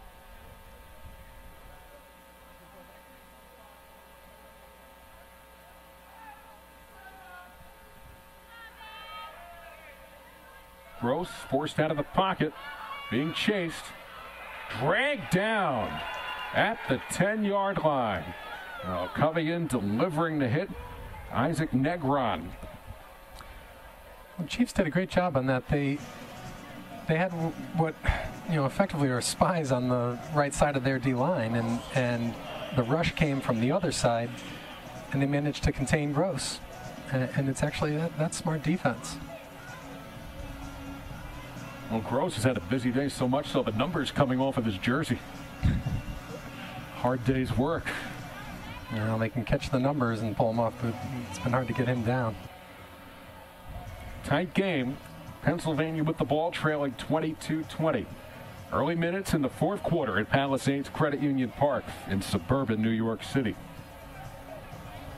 And Pennsylvania on its heels. We haven't seen much positive momentum from them in a while. Is that He Hate Me back there? Yeah, it looks like it is. He's going to take the snap, try to get out of traffic. He can move. He Hate Me, one of the best athletes on the field. Out to the 25, near the 30, pushed out of bounds. Oh, that's just what Pennsylvania needed there on a second down and 22. Now, He Hate Me, making something of it. Take a look at this. Yeah, he's got to be close here. Going to be close here at just before the snap, being a little bit too deep. He's got to be careful with that. Got out of the tackle of Big Mo Ramadan. But yeah, can move, and he uses blockers really well to get to the sideline. But that makes it, like you said, a manageable third down. Yep. Third and 6. And that's what you want to do. You can't keep trying to pick up big chunks of yardage on second down when you're pushed back. So pick up what you can, and then now it's a manageable 3rd and 6. Well, big spot for the Immortals, trailing 22-20. 3rd down and 6. 3 minutes in, fourth quarter at Palisades Credit Union Park. So He Hate Me now, the quarterback. Gross lines up as a receiver. He Hate Me on the keeper, outside near the sideline, wrapped up, driven out of bounds. Takes a loss, and that brings up a 4th down. Well, that's the thing about a set like that, where you're going to put him back there once. Put him back there once, fine, but not twice. Bring your quarterback back in, let him control the game for you. Loss of 6, and that was Dwan Williams with the stop for the New Jersey Chiefs. So you have a 4th down and 12. The Immortals deep in their own territory. Again, no punting in this game, but you can throw instead of a punt. As the teams head to the sidelines, leads you a lead that a timeout was called. Well, the risk. if you're Pennsylvania and you go for it here and you don't get it, you give the ball back to New Jersey, and New Jersey can make it as much as a 10-point game. Yeah, I mean, I don't think you take the risk here. You throw the ball off to the other team and play defense. I agree with that. There's no reason to go for it in a situation like this. You don't want to give New Jersey a short field where they could get 6 plus a 2-point conversion and make it a 2-score game. Right, and it looks like they're doing that. It's a smart play. Mm-hmm.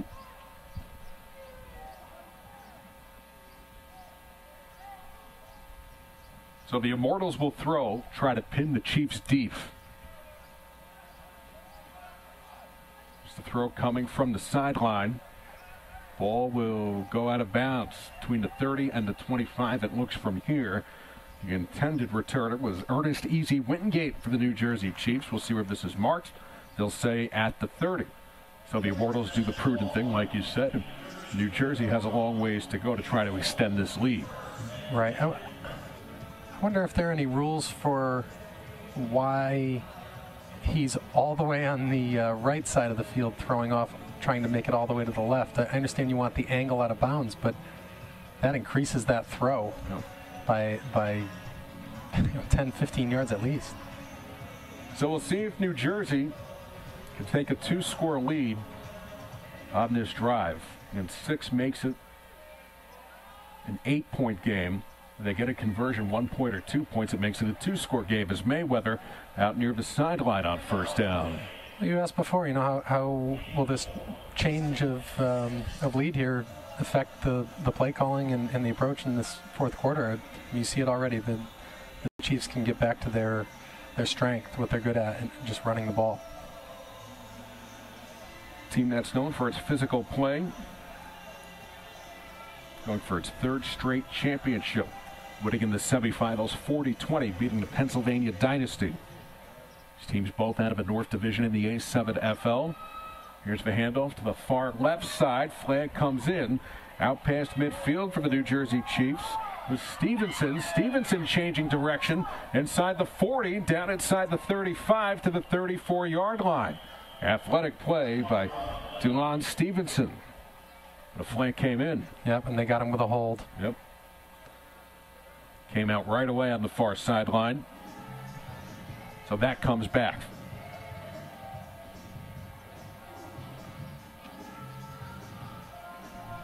You can definitely see the difference in the tackling here, and you see that guys aren't going head-to-head and diving into players. I mean,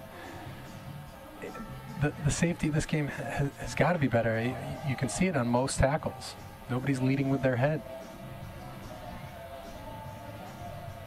And so far, so good. It's been an enjoyable brand of football. And you're less inclined to lead with your head if you don't have that protection. Sure. We haven't seen that here today.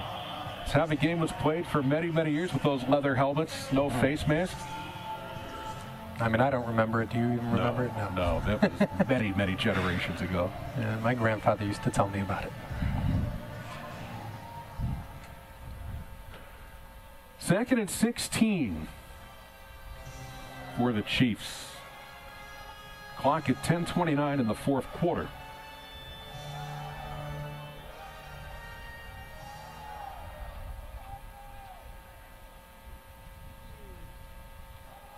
Mayweather turns the corner, stays in bounds, shy of the 30, tackled at the 29-yard line. Conservative play call there. Just a handoff to the running back and picked up a few yards. Maybe makes it more manageable, but I still think it's the smart play. Normally you would say New Jersey would keep it on the ground here, but even with an incomplete pass, the clock moves. Right. You know, if there's any reason to run, it would just be to keep it safer and keep that ball on the ground. Want to risk an interception, indeed. Sure. Vargas backpedals, throws it. Catch made. Reeled in by Easy Wingate. Deep into Immortals territory, and a big first down for New Jersey. That's a great job by Vargas. He's backing up, throwing this, trying to stay away from the pressure, and He delivers that ball right on the money. Dragged down by He Hate Me. Vargas moving the Chiefs downfield inside 10 minutes remaining. Yeah, he did a great job with his feet there. I'm impressed by that play.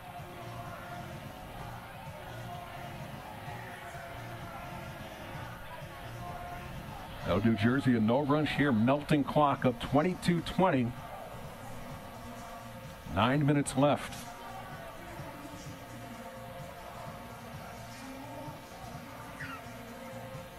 Well, the Immortals need a stop.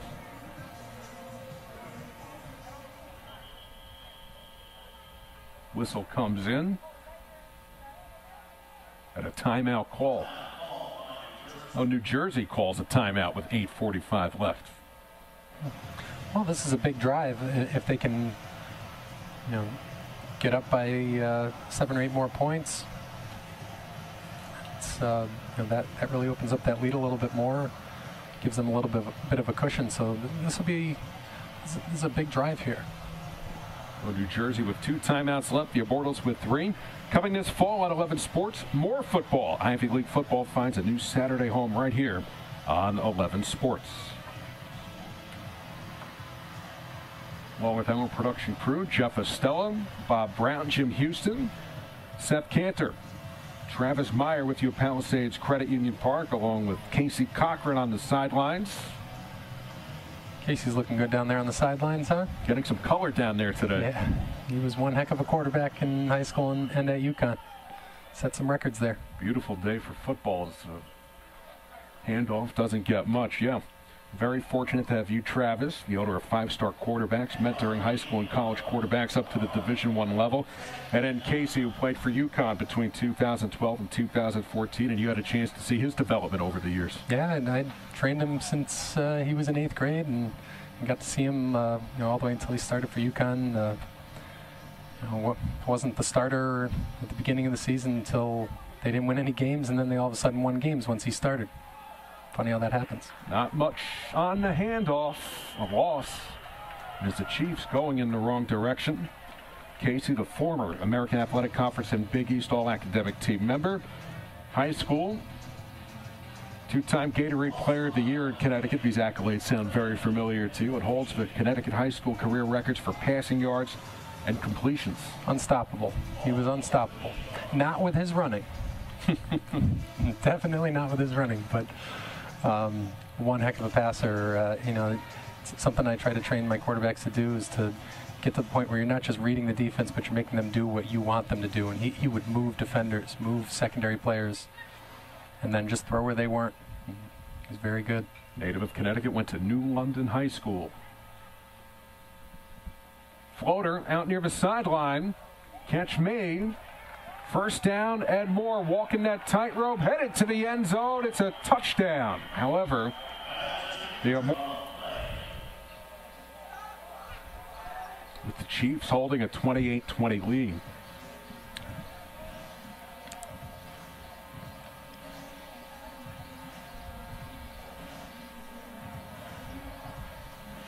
The ball takes a different kind of bounce when you're throwing it up in the air like that. It comes down on the back nose and seems to pull left every single time after it bounces, and that's different than a normal punt. The penalty, the ball goes up to the 50, so good starting position for the Immortals here. It's a 1-score game. They need 6 and a 2-point conversion with 7:05 remaining. Play from scrimmage, sizable gain on first down. Inside the 45, down to the 43-yard line. See where he was marked. I'll actually say it was down at the 45.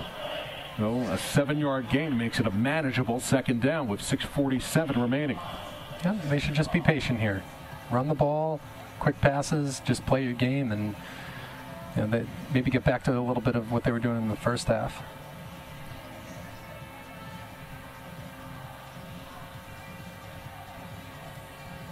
Gross back in at quarterback. Hands it off. It's Irvin. Has a seam out near the sideline, being chased, forcing the pile forward, driven down at the 33. Maybe getting to the 32. That's going to be a first down for the Immortals. Well, you'd think they'd be getting tired here, but big man here on the end makes a great block to seal off the end, and you know, that's what springs the running back.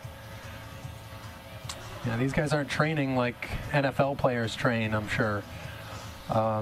So for these guys to still have some wind here into the fourth quarter, that's impressive, and he really did a great job to seal off the end for the running back. Tackled by committee with 5:42 remaining in the fourth. And the Immortals with 3 timeouts, the Chiefs with 2.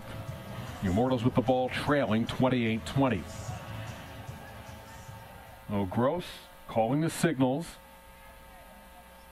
In the pocket, airs it out, end zone, left side, deflected and broken up. Intended for Justin Zener, broken up right down near the end zone. Looked like Tavares got a hand on it. That brings up a second down. So, you know, as a quarterback, I like that play call. That's 1st and 10. Take the shot down the sideline if you've got it. You know, and it could lead to a big play on first down. And if it's incomplete like it was, you've still got 2nd and 10. Pick up a small chunk of yardage or more, and it's a manageable game. Beautiful play by DeVry Tavares. 2nd down, pass out into the flat, incomplete, intended for He Hate Me. 3rd down and 10. You can tell he's very emotional out there. Yeah, I don't know if he's a perfectionist. He just wants every pass completed or what, but I mean, that ball was at his feet, and he is open. And as usual, he's coming back and telling his quarterback, I'm open. But so is every receiver on every play, according to them. I was going to say, doesn't every receiver have that conversation? Every single time, yep. We approach the 4-minute mark in the fourth. 3rd down and 10 for the Immortals. Once led this game 14-0. Now down 28-20. Gross finds a seam. Out near the sideline, has a first down. Flat comes in, he's run out of bounds at the 20-yard line by King Street Thomas. Some chatter after the play. Let's see what this flag is. I think they're going to get them for a holding call here. I think it might be Zener on right there at the end of the play. Those are the ones you hate, especially as a quarterback running the ball when you'd rather be passing it, and you do pick up a first.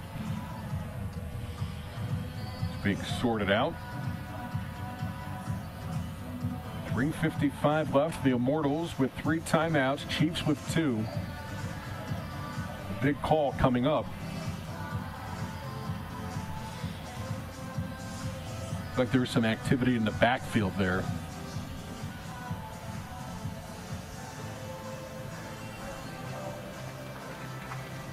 Trying to watch the chain gang and see what they do. I haven't seen a definitive call made yet.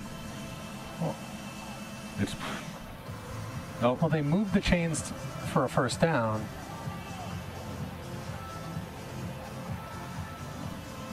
You see the Immortals backing up. Right. Maybe they waved off the call. I mean, I didn't see a hold there. I thought it was good blocking. You know, one of the officials may have overridden it. So we know the ball will be at the 30. That's what we do know. The dial it down says 1, so it's a first down. Gross takes the snap, floats it in the flat, catch made. He hate me again. He's been all over the place today for the Immortals. You can see the Chiefs, they're really concerned about him going deep, and that allows him to just stop. He runs 10, 15 yards sometimes, just turns, stops, and as long as you're on the same page with your quarterback, that's an easy completion. That's a first down. Oh, a 17-yard gain. Clock moving at 3:35. Immortals with 3 timeouts. It's a 1-score game.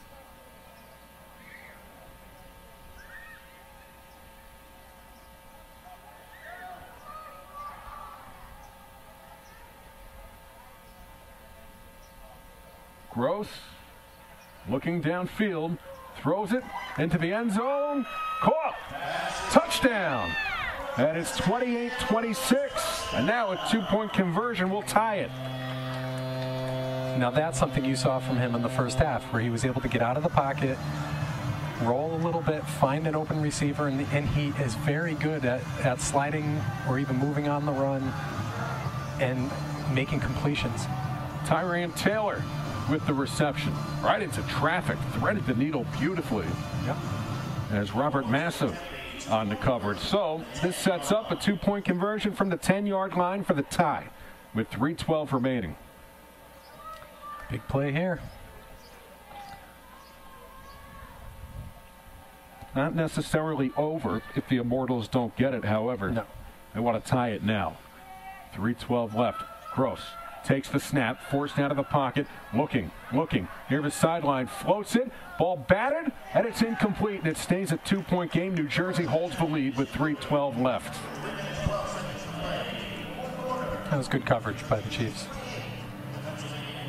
2-point game, approaching the 3-minute mark in the fourth quarter at Palisades Credit Union Park, the A7FL Championship. Well, New Jersey hangs on to the lead, 28-26, with about 3 minutes remaining in the game at Palisades Credit Union Park after the Immortals score, unable to convert on the 2. Ball batted away by Massa in the end zone, intended for He Hate Me, and it stays a New Jersey lead. So now Pennsylvania needs a stop. Looked like that ball slipped. Wounded duck bounces along the sideline out of bounds. Flag comes in. Oh, we'll see if New Jersey makes the Immortals throw again, and they will. Rethrow. Rethrow again. Well, it's a tough thing to do, to throw a ball that far, and it requires a different type of mechanics. You have to sort of have more of a wind-up and big hands to hold onto the ball, and you can see right there it slipped out of his hands. So no matter how big your hands are, if they're sweaty, it's going to slip right out and go straight up in the air like it did. Well, let's do it again as the Chiefs get the ball back up 2. That's a clean throw. Takes a high bounce and a terrific tackle at the 25-yard line. As Easy Wingate reeled it in. Set down by Paul Wilson for the Immortals, and the Chiefs get the ball back, 28-26. No reason to panic here. I think, again, they should just play their game. That's what they did on their last score. Run the ball. And just stick with what you're good at. Coming this fall on 11 Sports, it's more football. Ivy League football finds a new Saturday home right here on 11 Sports.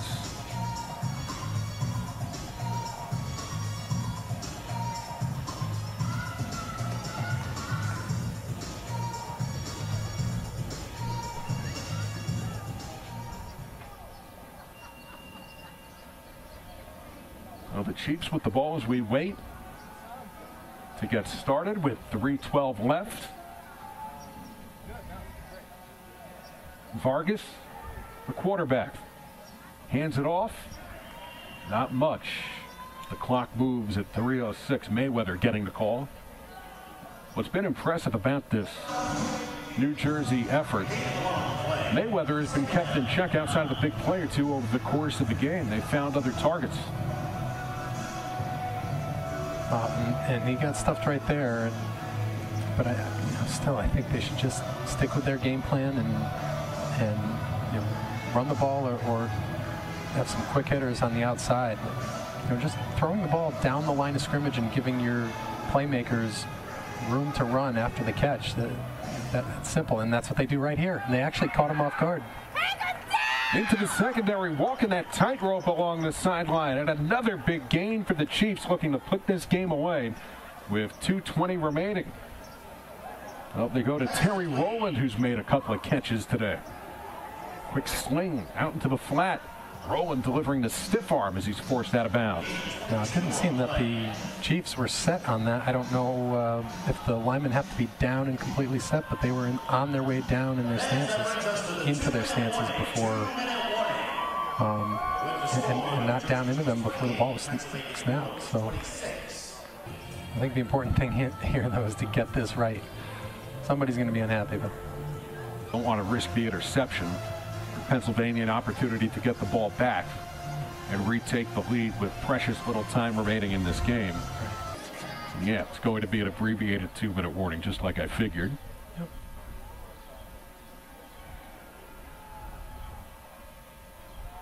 Mayweather stuffed on first down.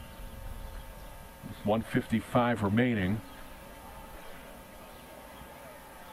The Immortals have 3 timeouts, and the Chiefs have 2. Well, with the Immortals having 3 timeouts, I don't think you want to be as conservative as that play was there. I mean, of course, you design every play to score a touchdown. You still, that's essentially a direct snap to a running back who the defense knows is running the ball. So I think the Chiefs need to, think about still picking up another first down here. Oh, it's a 2nd down and 10. Vargas, Wobbler to the sideline, caught by Terry Rowland, shy of the first down. And a conservative pass play and high percentage throw. I think that's the right call there. With 1:48 remaining.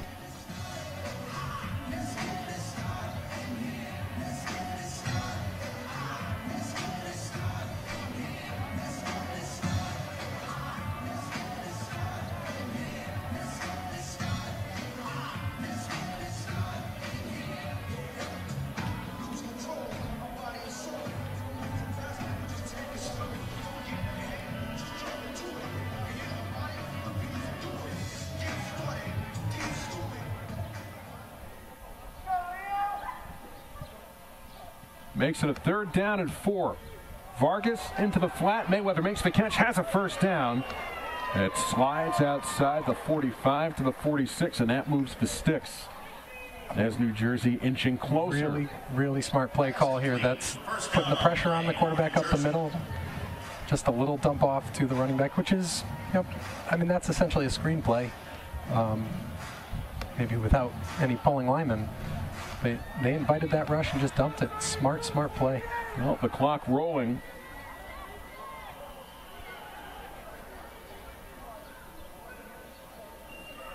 With 1:16 remaining.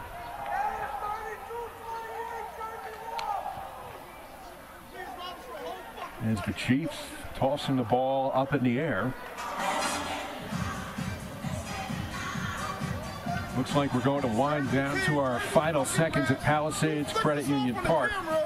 Inside a minute to go. It looks like the Chiefs are going to have their 3rd straight A7FL Championship.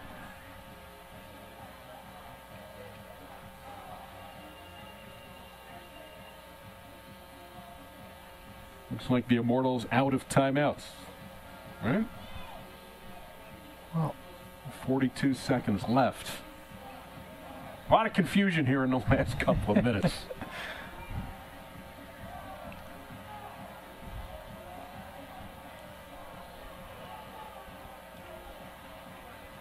Just trying to say what we see. We know this. The Chiefs have a 28-26 lead. It's a first down. 42 seconds left. That's what we know for sure. Well, and if the Immortals are out of timeouts, that is it, because that time's going to elapse now. And New Jersey takes a knee. The clock rolling. And it looks like that's going to wrap up this game as we see the players exchanging pleasantries on the field. 30 seconds remaining. As the New Jersey Chiefs will win their 3rd straight A7FL Championship. What's impressive about this, the fact that they were down 14-0 at the start of the game and had a terrific second half, only holding Pennsylvania to 6 points in the final 30 minutes. Yep, they got back to their game in the second half, and of course, which was helped by a couple of big plays, and it's amazing in football how fast a game can turn. Well, congratulations to the New Jersey Chiefs. Travis finishing a perfect season. 10-0, the Immortals end their year at 8-2. As we'll take a break here at Palisades Credit Union Park. We'll come back with the trophy presentation as New Jersey, a comeback win, 28-26 to win the 2017 A7FL. Back after this at Palisades Credit Union Park.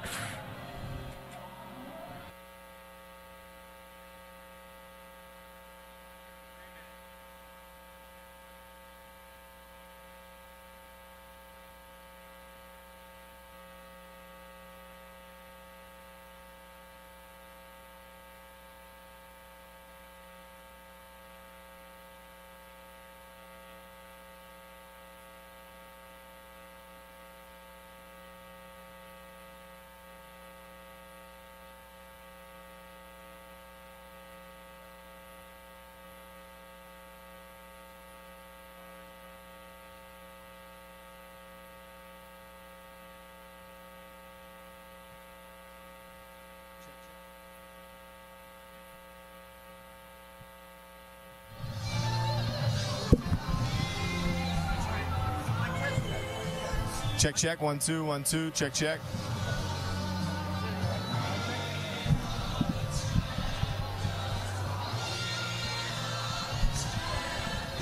Test, test, test. Talk, talk. Check, check. 1, 2, 1, 2. Check, check. Check, check.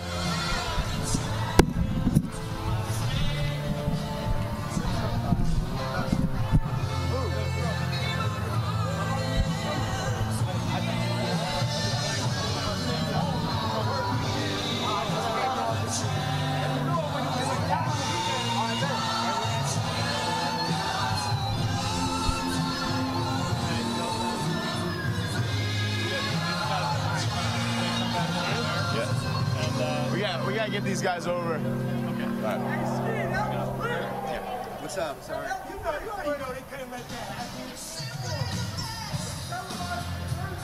Other side. So Seth's gonna talk first, right? Yeah. He's gonna throw it down to you. You throw it back up. After, yeah. We have to stay here with the camera. Okay. All right. So how are we getting the other players over here? Is there somebody on that? We got this back.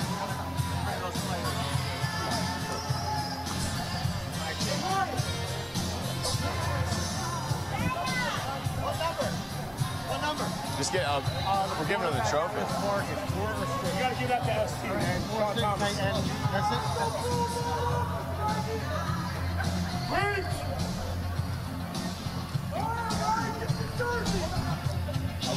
We're still on there. Yeah. Yeah, we're gonna present this. Yeah. Oh, yeah. Get these guys over here. How long until we're back?